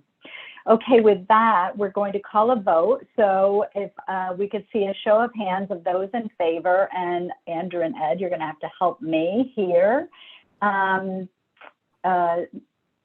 Show of hands, and I don't, they do disappear after a moment. So 1, 2, 3, 9. So my suggestion on this, Gary, is just to say. Yes, what is your suggestion? Yeah, I think everyone's raised their hands at this point, but if there are anyone who's opposed to this, it looks like is the one that we need to count. And I know there's several members who are actually off the video. So if you could just lower your hands, and only those of you who are opposed to this, if you could put it up, just because the video is hard for us to figure this one out, and we'll count. And so far, I do not see any hands up. Ted Chapman, you're the only one with your hand up. Are you sorry? opposed? I'm trying to figure out how to lower my hand. Okay. Ignore. And Andrew and I have. Andrew, it looks like we have a. Yeah, Jeff Deal like we have a majority. As a member, he wants us to do I hope you're actually saying this, Jeff. And what I'm happy to have you all do is to call for a voice roll vote. Is that what you're suggesting, Jeff? Well, I'm just, I think, for when we did virtual meetings where we had to go back to open meetings, public meetings for a board, if there was a vote, we did a roll call to ensure that. Yeah, we're happy. For the record, right? I mean, if people for the are record, comfortable that nobody raised their hand in opposition, then that's fine. I would just say from a process point of view, that if you're going to take a vote in a virtual world, because you've got people on the phone that can't raise their hand. That's true, and there are a few people who have actually gotten off the call. So, yeah, so I would suggest that you have I mean, it's a longer process, but I think it meets the virtual needs of a meeting such as this. Again, because people may be on a phone that can't raise their hand or lower their hand. Everybody's vote should be counted. Jeff, fair point. And Carrie, if you would like to do that, I think you have the attendee list, and if you go down it. Yep, just we getting can go it ahead and do that. right back up. Yep, right now I'm going to go through it. So I'm a yay. Carrie, Ashley, Yay. Brent. Brent didn't join. Did he? Jan, Yay. teacher. Steve Bonafonte. Yes. Angela, I can't remember if Angela was able to join. It's Brickmont, and I'm a yes. Oh, okay, great. Thank you, Angela. Stacy Brown, Yay. Yes. Ted Chapman, Yes. Zachary Davidson, Jeff Deal, Yes. Sonia Favors. Oh, Sonia's here. John Friedman. John might not be Yes, here I'm either. here. I'm sorry, I was on mute. Oh, no problem, Sonia. How do you vote? Yes. Great, thank you. Phyllis Garcia, Yes. Ted, Yes. other Ted. Craig, Yes. Craig Holland, and then Craig Grinkovich. Yes. Great, John Jones. Margot, Yes. Margot. Oh, great, Oh, thank you, I'm here, sorry. George. Yes. Cynthia, Yes. Colleen, Pamela, Yes. Eric, Yes. James McGough, Chris, Yes. Tony Parrott, Mariana, Yes. Dennis, Yes. Eric, Yes. Bill, Yes. Carl, Yes. David. Yes. Fantastic. All right. Unanimous support for the board members who are here. So Ashley, David, fantastic. Looking forward to supporting you. And if there's anybody who wants to join the effort, please reach out to Ashley. All right. Thank you, I everyone. know we're running a bit behind. Thank you so much, Ashley and David, and everyone else who worked on the work group as well. Well, by the way, just for Jeff's, because since Jeff raised the issue about how we do voting, it's not just the majority, but we do have quorum for the voting. So I just wanted to put that on the record. So Carrie, we're good to go. Great, super. Thank you for that, Ed. All right, so I think we're, instead of our break, because we've got Actually, Jan has Heather, her hand raised.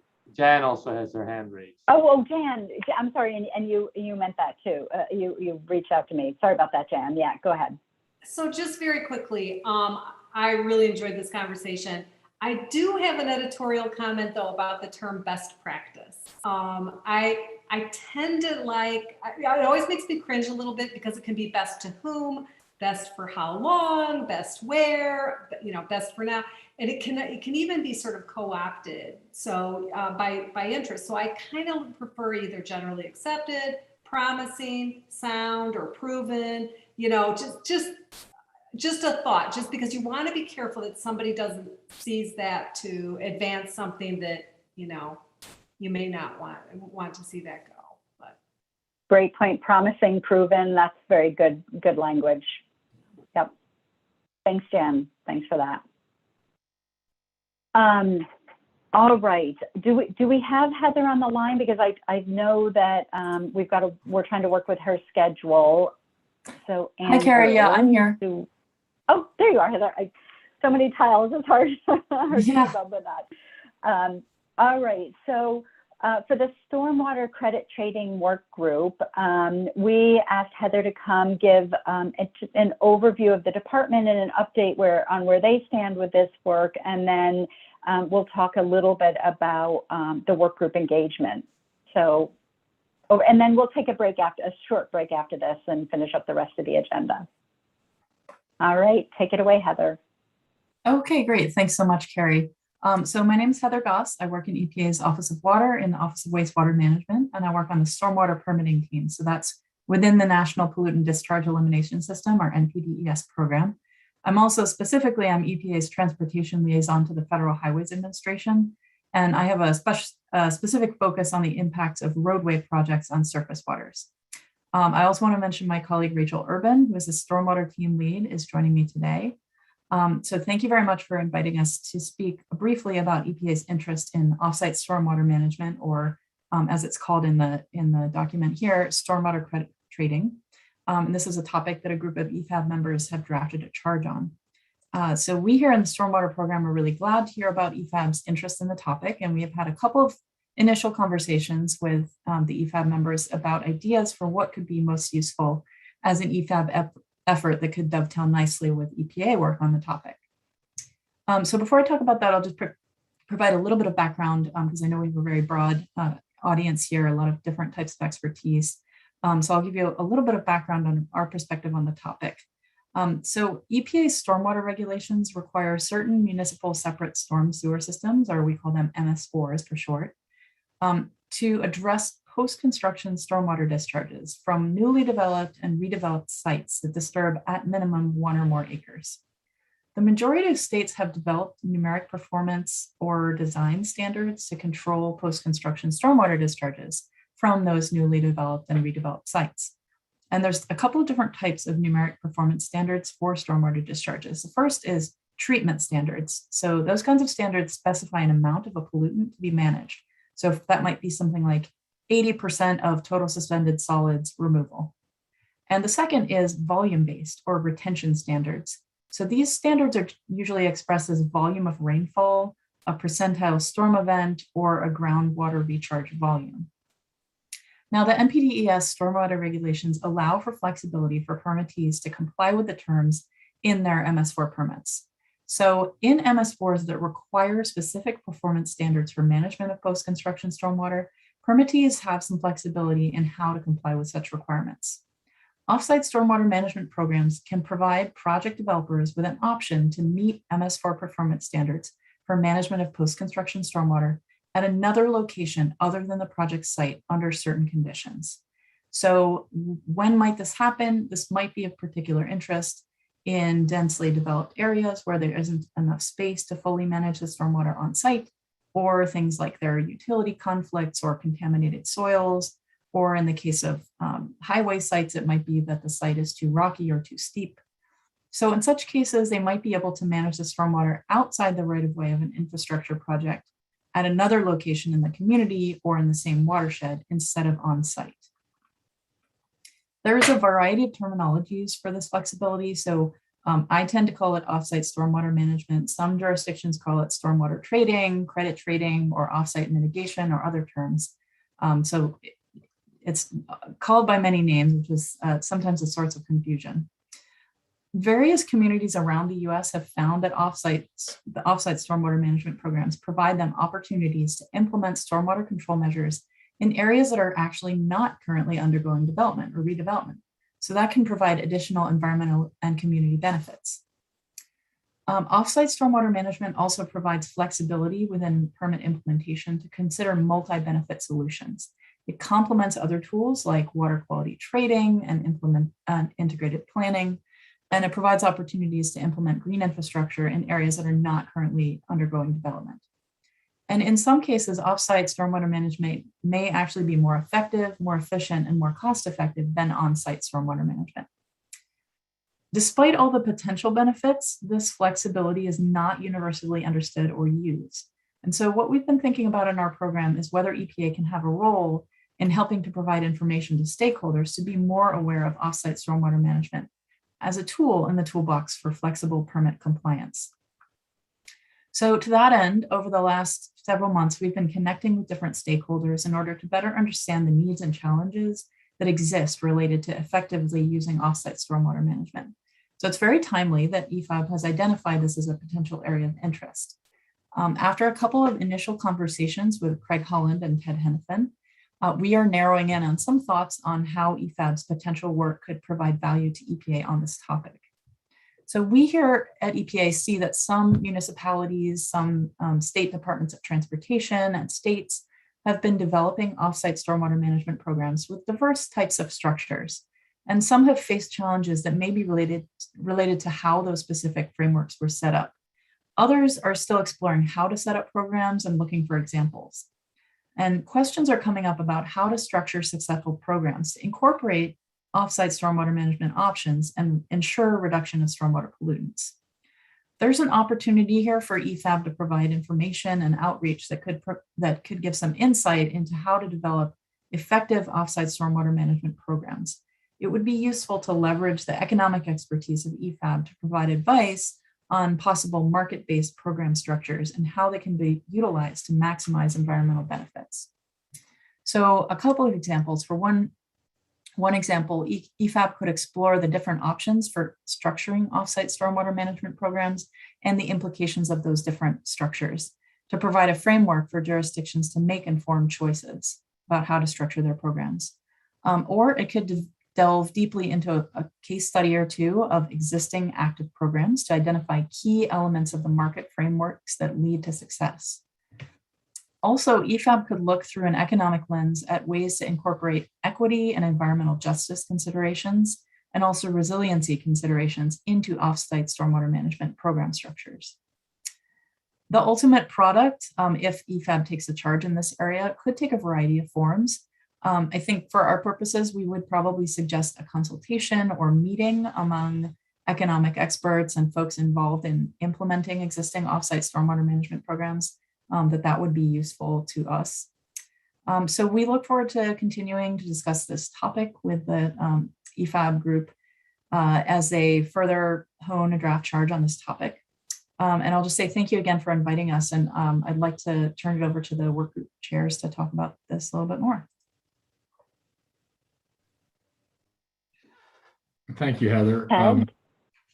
Yeah, thanks, Carrie. And I think you've really provided some clarity today that we've been looking for, so we really appreciate that. Those who have been on the EFAB for a while, this dates back to our last in-person meeting and may actually go before that, but I think in February of 2020, this was an EFAB-generated charge that we developed, and we really didn't have a client in EPA, and I think we've since now identified Heather and Rachel, and through these conversations, we're starting to make some progress to hone down. I think, Heather, you capture it very well with the flexibility exists, but it's not widely used, and it's widely used maybe in very different ways. So the idea, I think, when we started this was trying to get more information to the regulatory, whether it's state or local regulatory agencies around MS4 permits, to ensure that if we can find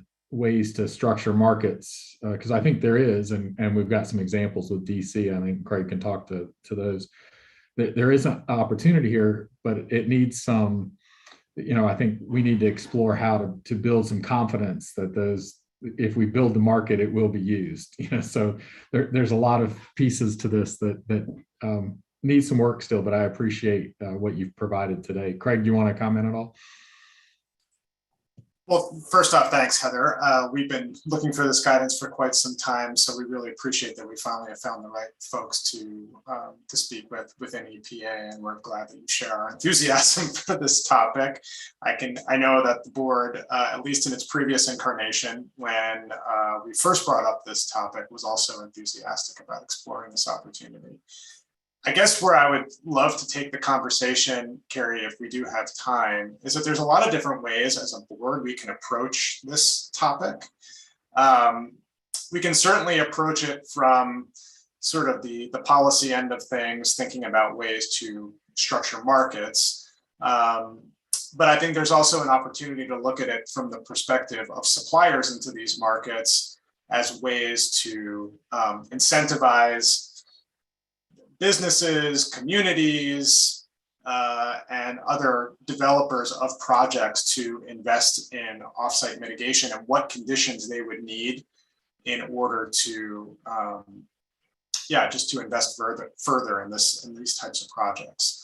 So I was hoping, if we do have time, that we could engage the board in an open discussion about what the best sort of product would be, given Heather's, what Heather has said, that would fit with EFAB's mission and with the interests of the board members. We have a few minutes, Craig. I think we've got about 5, maybe a little, 7 minutes before we need to keep moving. I'm confirming schedules with Andrew too. George? Yeah, Craig, great, thought. And Heather, thank you so much for your enthusiasm on this issue. One of the things I've always felt, Craig, from my end of the spectrum, was that you always want to deal with the demand side. And that's partly, Heather, to your point, the educational side to allow give folks the knowledge base that they can do this. But the other side, and I've been involved with a lot of tax, and we end up creating all kinds of great trading programs that end up being a lot more expensive than the alternative, which is the developer doing it themselves or the community doing it themselves. So I think the really important issue is trying to assess, the potential savings relative to this. But what ends up happening is people put baggage onto these programs to the point where, and I'll just give you an example, San Diego, a developer could do, meet their stormwater obligations without doing the O&M. They turn over the development over to the homeowners association, and then the homeowners association takes on that O&M. And so it's a very cheap exercise. Meanwhile, if you were a supplier of a credit, you would have to do the restoration activity plus the O&M, which makes you more expensive, which would mean no developer would ever use you.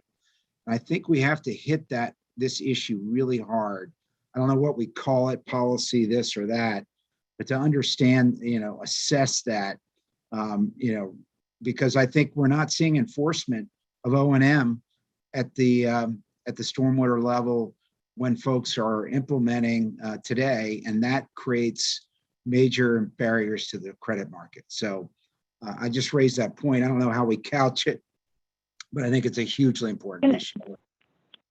Can I ask a question, maybe if it's of both George and Craig, following up on that idea of, as I hear you talk and I hear, what Heather said, I go back to Bill and Margot's expert panel of practitioners and kind of what they need, kind of informing the conversation. Is there an opportunity, and I really love this, your question of policy versus demand, Craig, and George, your comments, I think is really germane here. Is there an opportunity to do some education around that? And maybe there's some recommendations coming out of that, and maybe that's a short charge, but maybe it leads to a subsequent charge that's more substantive on, a specific, I don't know what that is, because again, this isn't my primary area of expertise, but I wonder if that's a way to explore with EPA, inform, bring real world experience. Maybe part of that is a deep dive into the DC or, some other program, and with an expectation of you're going to come out with some key takeaways, but maybe you come back around with another charge next year. I don't know what the timing is, next year, call it. I don't know how, Craig, George, Ted, that resonates with you or others on the board. I would certainly be open to an expert panel on discussing this. I think one of the issues that George rightly pointed out is that unlike, say, the Opportunity Zone funds or the wetland mitigation banking space, where you have these national actors that are operating at a pretty big scale, these markets tend to be highly local with smaller actors. So, talking to someone who is participating in, say, an offsite mitigation market in San Diego is not necessarily going to have the same experience as participating in a mitigation market in DC. Sure. And I don't know necessarily that we would be able to get the type of information that Heather and Rachel are looking for to inform broad-based recommendations that could exist across, all of the permit writers in all 50 states, which I suspect is what ideally, Heather and Rachel would want to advance their program. Heather, correct me if I'm wrong or if I'm misinterpreting what you've been saying. So that, that is just one concern that I do have, though there is enough commonalities in this space with other environmental markets that it might not be crazy to think that you could get folks that are operating in different sectors of the environmental market space, like wetland mitigation banking or something like that, who would have very interesting insights that they might share in terms of how their businesses grew or changed over time in response to operating in different markets, and how they, how those rules inform their, the investments that they made. So I'm very open to it and willing to roll up my sleeves to the degree that is necessary and helpful.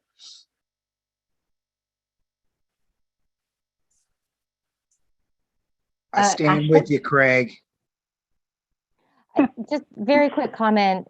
I just wondered whether the regional level might be the right tact, Craig, with Region 8 or Region 3 with respect to, because that it seems my experience is that at the regional level,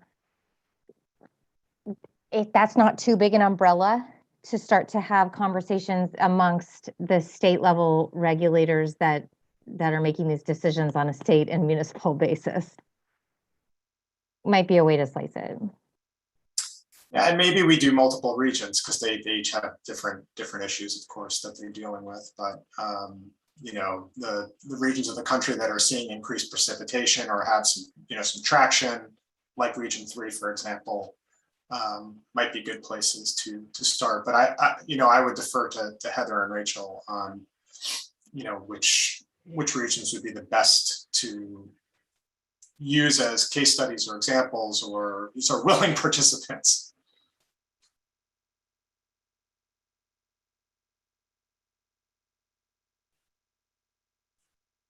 Other comments or feedback?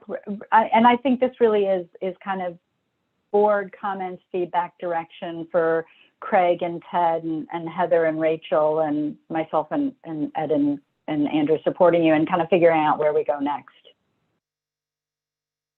Yeah, so Carrie, just as a matter of process, I think it looks like, sort of, there was as George and others have talked about, and Ted, and there's been a interest in this topic, but I think it looks like there's been a full discussion, or at least some discussion with the agency and the potential client. In fact, I think Heather's clearly the right client for this, is the sense that I'm getting. And so, but if I'm viewing this correctly, there is some alignment that still needs to happen between what Heather and the program thinks that they would like some advice on versus I think some Craig and George are mentioning some other items that the board is interested. So as a matter of process, I think what I suggest is a little further discussion amongst the work group members to figure out now how to address what the EPA potential client is offering as a sort of a charge. And I think that's where we are. Craig and Ted, make sure that I'm understanding this correctly. So, my suggestion at this point, Carrie, is for the work group to deliberate once again now to address the questions that I think Heather has posed for the group.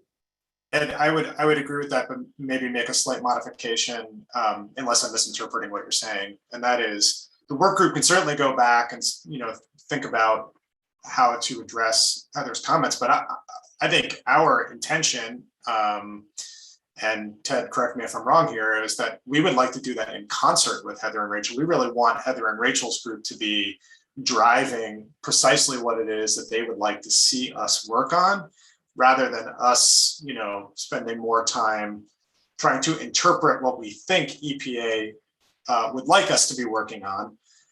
So we would really welcome, any additional formal input based on this conversation, Heather, from your group, or we could have a separate conversation, with the broader working group, not just Ted and myself. And Heather and Rachel.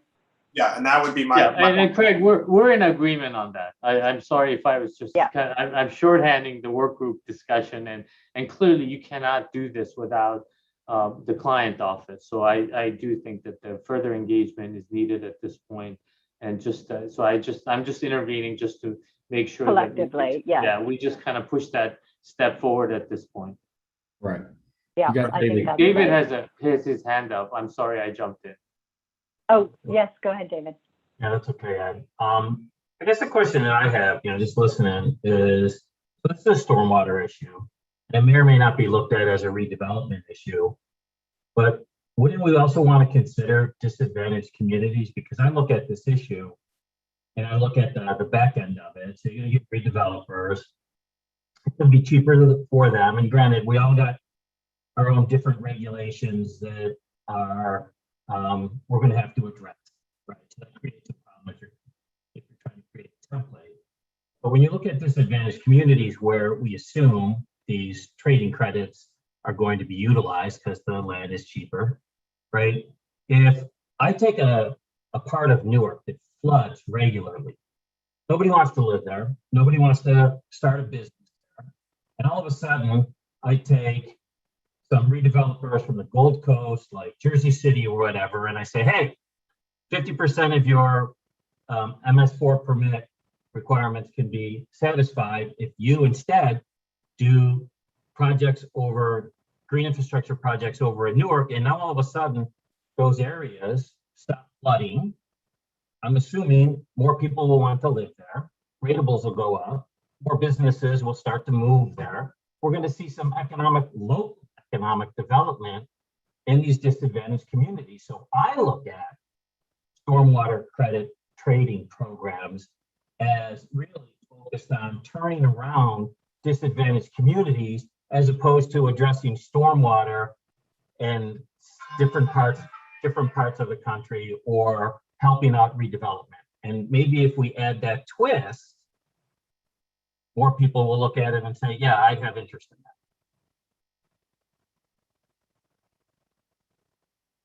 A great point, David.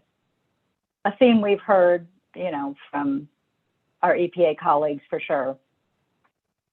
Can we get a show of hands or some way to identify folks that would be interested in joining this exploration with Heather and Rachel and Craig and Ted?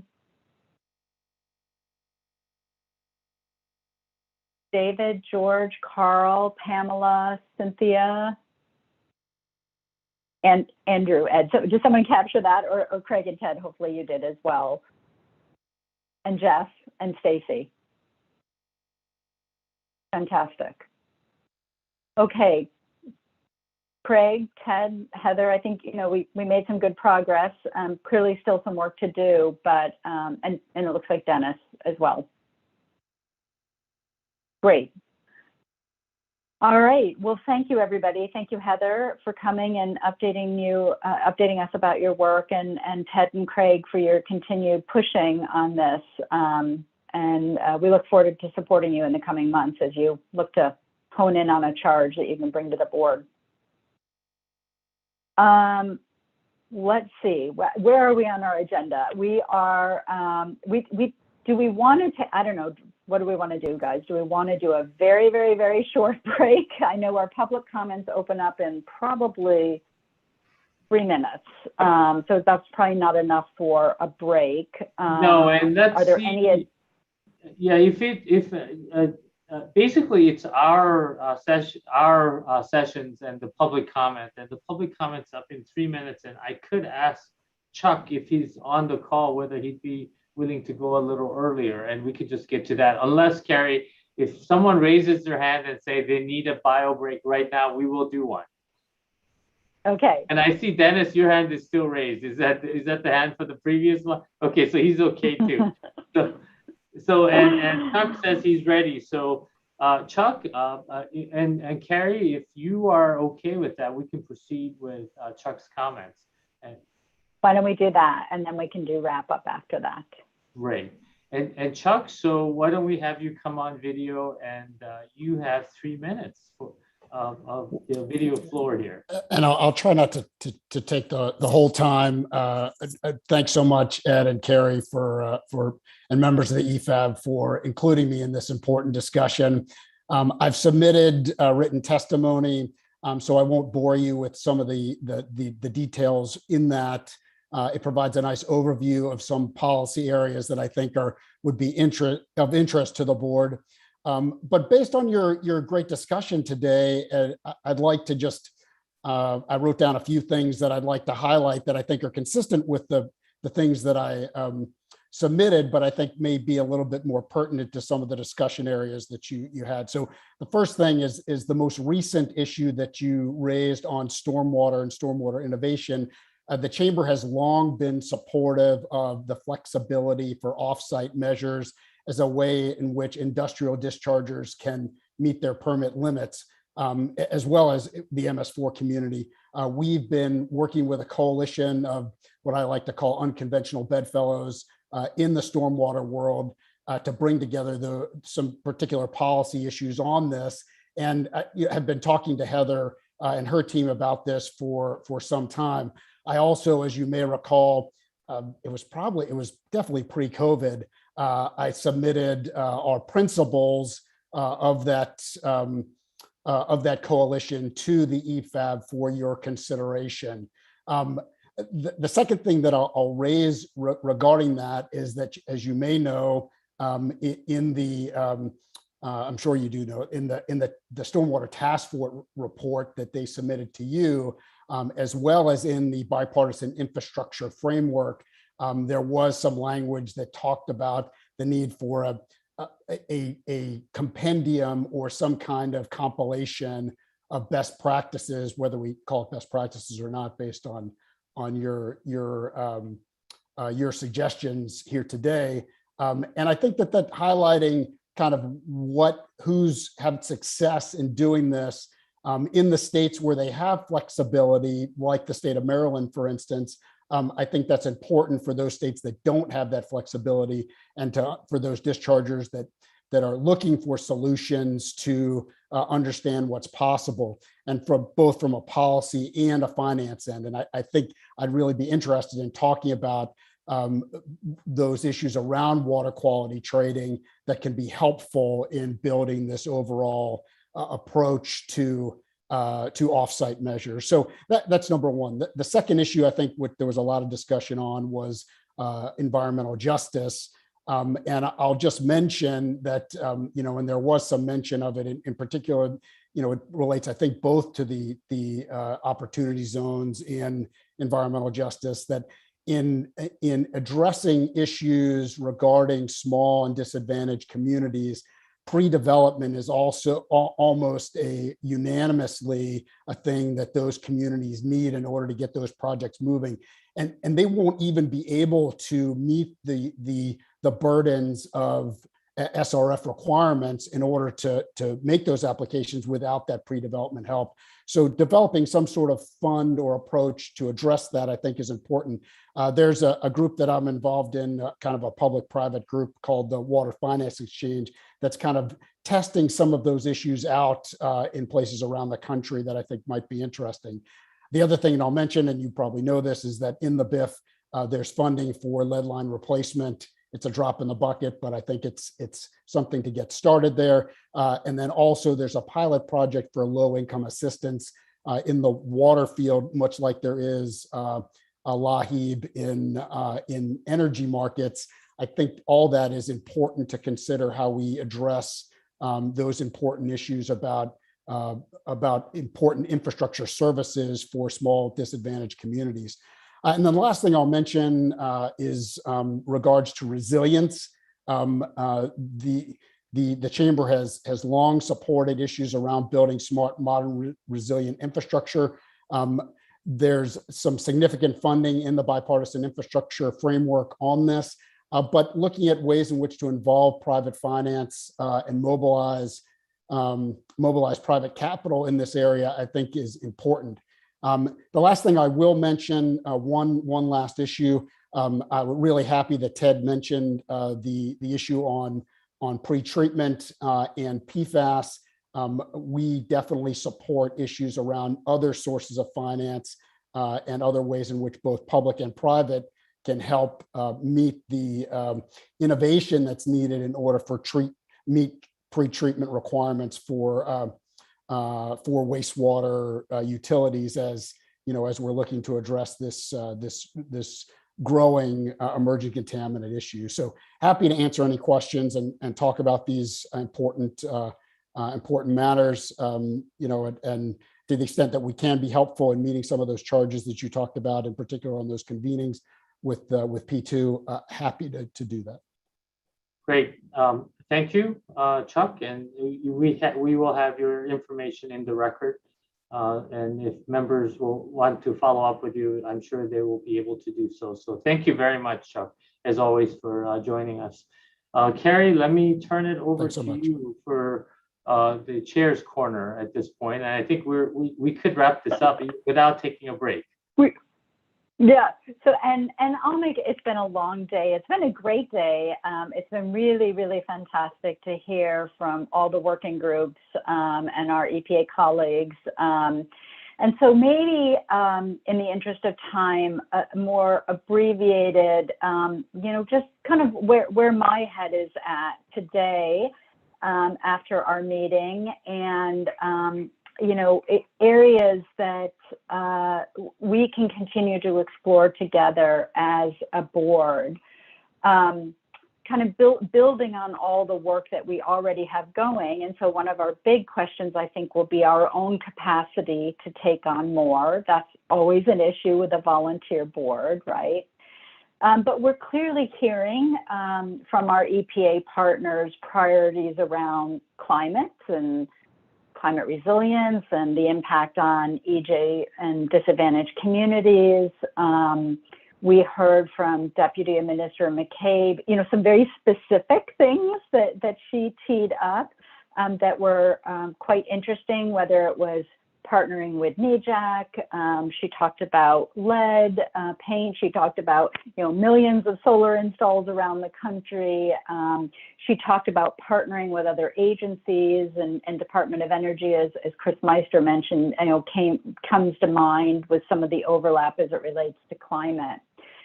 So, you know, hearing Deputy Administrator McCabe, you know, say to us, what are you interested in? Where do you want to engage? And of course, we very much want to engage with EPA clients who want to come on this journey with us.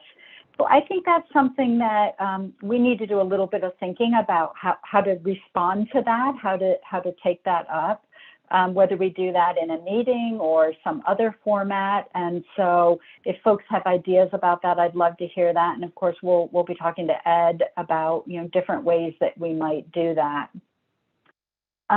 One of the things that I think we're already doing this, but I would love for us to ask the question when we're doing any charge, which may or may not seem like it's directly related to environmental justice or, you know, disadvantaged or vulnerable communities, how does this impact them? So I know in the P2 working group, you know, David, Ashley, you have been asking, like, what is the impact on a that's trying to deal with this, even though P2 is not directly focused, right, on EJ issues, but always asking that question, I think will be very important for us and our work. You know, the OZ work group kind of right up the fairway as it relates to that. So that's on my mind. And then this opportunity we have for shorter form output and like shorter cycle charges that leverage the board's expertise and network of expertise to help inform and educate our EPA colleagues that may lead to subsequent charges feels to me very timely, very doable. It feels like we can engage more EFAB board members in efforts like that because the time commitment is not as great, and it tends to just leverage what we're already doing and passionate about. And so that's something that's been much on my mind, which many of our working groups, we've already talked about this as something that can be leveraged. And I can't remember whether Ted or somebody else mentioned that it's not going to be appropriate for every charge that we're asked to work on. But as we think about new areas that we might be asked to engage in, this could be a way for us to engage that doesn't stress our capacity as a volunteer board. I think I'll stop there. A lot of food for thought today, and I think the challenge for this board is what we do with that. And I don't know, Ed, if you have any thoughts on that, or if others have thoughts on that. Yeah, I'll just add just a couple of quick thoughts about this. And I do have to acknowledge that the last year and a half has just been terrible for functioning of an advisory board like this. So I have to acknowledge that. And I think Margot mentioned, she was just, I think, joking about the fact that do we actually have coffee during coffee breaks during meetings? And I think the fact that we forgot about that should be an indication that, we are not getting together the way that we should. And I think a lot of our the challenges going forward will be about that. And my kind of conversation at the end was going to be that several of you are actually going to be termed out come springtime already. The appointments are for 2 years, and if you have served for 6 years, you are termed out, just as Joanne was termed out. And I think for many of you, that's coming up already. So I think because of that, what Carrie, you're saying, we have also been thinking about internally about how we might change the way that we work given this situation, that we're having truncated virtual meetings. And even when we did have 2 days, it was 4 hours each. That's not the same as having 2 full days in person and spending time with each other in the evenings and so on. Things were very different when we had in-person meetings. So I do think that this seems like it's not going to go away, the situation from my perspective. So that if we're going to be operating in this kind of environment, we need to figure out how to give all of you, the best experience, which I don't think you're probably getting the best experience interacting with the agency in these short bursts of activities by phone and video. And also, what do we do? What do we change? So notice that I haven't addressed any of the policy or the programmatic things, but I think in order for you, Carrie, to kind of carry out some of the vision that you're envisioning with the group, my challenge is how do we get your interactions with us to be much more effective and productive. Yeah. And that's been a significant challenge for us. So having said that, one of the things that we're trying to strive for is just given the president's mandate on the vaccine and our return to office and so on, that we were trying to have an in-person meeting for this. And Carrie really, by the way, you should all know that Carrie really pushed for all of you to do that. And we just could not make that happen this time around. So, but we are hoping that for the next meeting that we will be able to do some sort of an in-person gathering for those of us who are vaccinated and who could meet the White House requirements on interactions and having meetings and so on. So we're trying to do that. So hopefully that'll help, Carrie, in terms of you and others' interactions. But I wanted to just make sure that you all realize that several of you are going to be after the next meeting will be probably the last meeting. So anyway, but that again, so there's some urgency there too.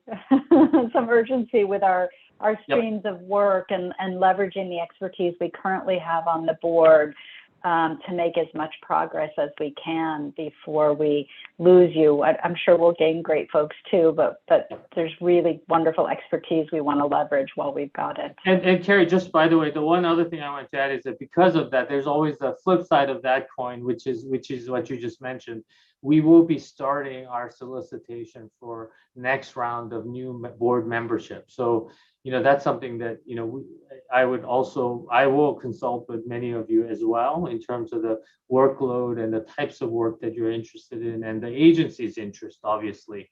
As you saw in the variety of work that you're engaged in and the expertise that you would find useful in the group as well, that would be something that we should have some conversations around. Yeah. So any last feedback? Yeah, go ahead, Ed. No, Carrie, that's what I was just going to ask you, basically, if there's any feedback about the meeting, and I apologize for on behalf of COVID-19, because the virus can't speak for itself. Thanks, Ed, for doing that. That we're in this situation, but hopefully things will improve. I think Angela had a comment. Yeah, Angela. Yes, thank you. I really enjoyed the social vulnerability report, and it gave me some really good ideas about cost of capital and how we could kind of merge those two concepts. The feedback about the format and the difficulty meeting is that I feel like if I had more information about the studies, I know I could go research that, but is there a way I can get up to speed more about what's top of mind quicker, so that I could make those connections about what would be most useful to EPA in terms of charges? Thank you, Angela. So just one quick thought, Carrie, is that as we were talking today, and as you just reflected on how we're working together, I mean, one consideration that we could take under advisement is perhaps creating work groups on areas that, for instance, Angela's talking about the fact that can we be more deeply engaged in that area, where you can start exploring work with our clients in specific areas, like, just program areas, as opposed to project-specific things that we've been doing. And the project-specific kind of approach so far under this COVID situation has not quite worked out, in my opinion, just because of the engagement that Angela's talking about, is they can't get really deeply involved as much as we used to be able to. So it's something that we can kind of think about as well. And I will kind of make sure that we have a conversation about this and how we can support that sort of activity internally as well. But today's been a really eye-opening experience for me, because you can clearly see that the project-based approach is very limiting, even the participation today on the call. And I was joking around about the mute button, but it's more than that. I do think that we do need to kind of have a discussion around this. Yeah, agreed. Agreed. The mute button is stuck, so nobody's saying anything else except Angela. I know.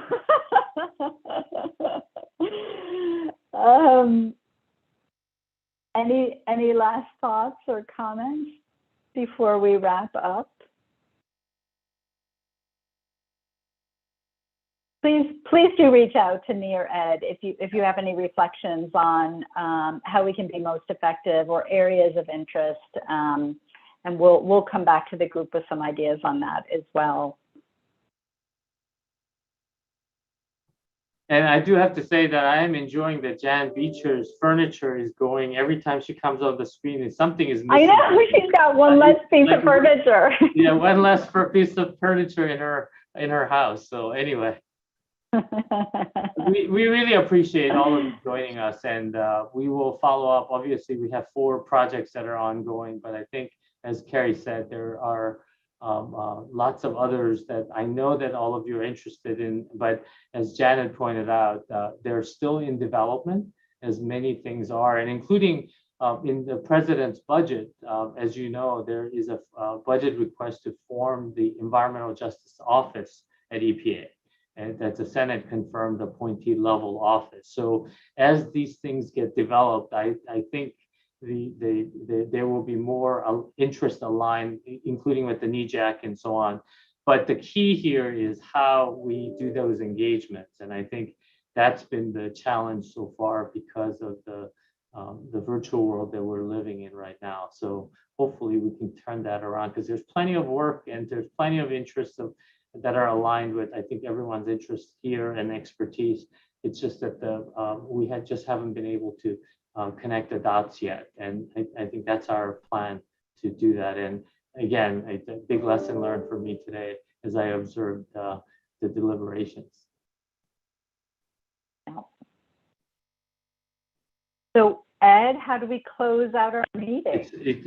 I can close it out, and I was just waiting for you to say that.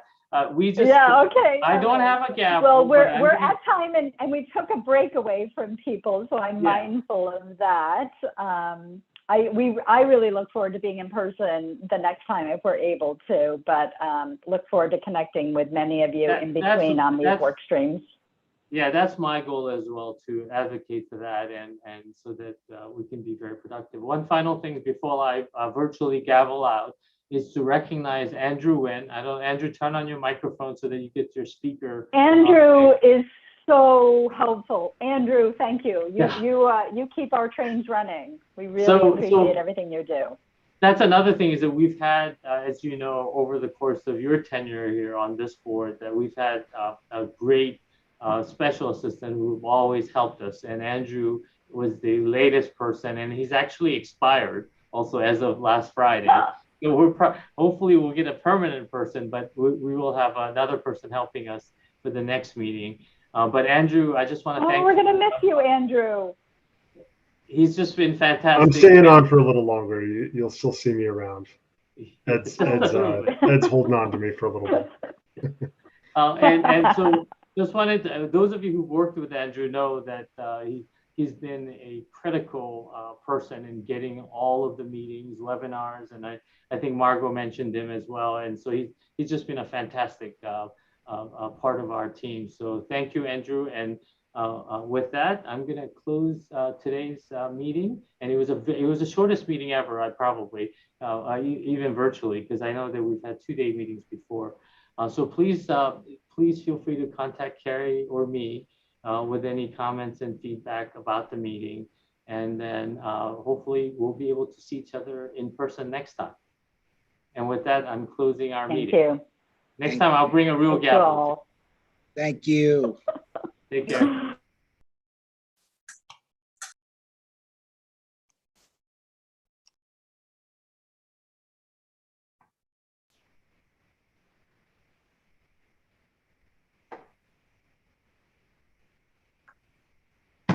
All right. Thank you. All right. Thank you, guys. Thanks, Kurt. Thanks, Will. Appreciate the support today. Yeah.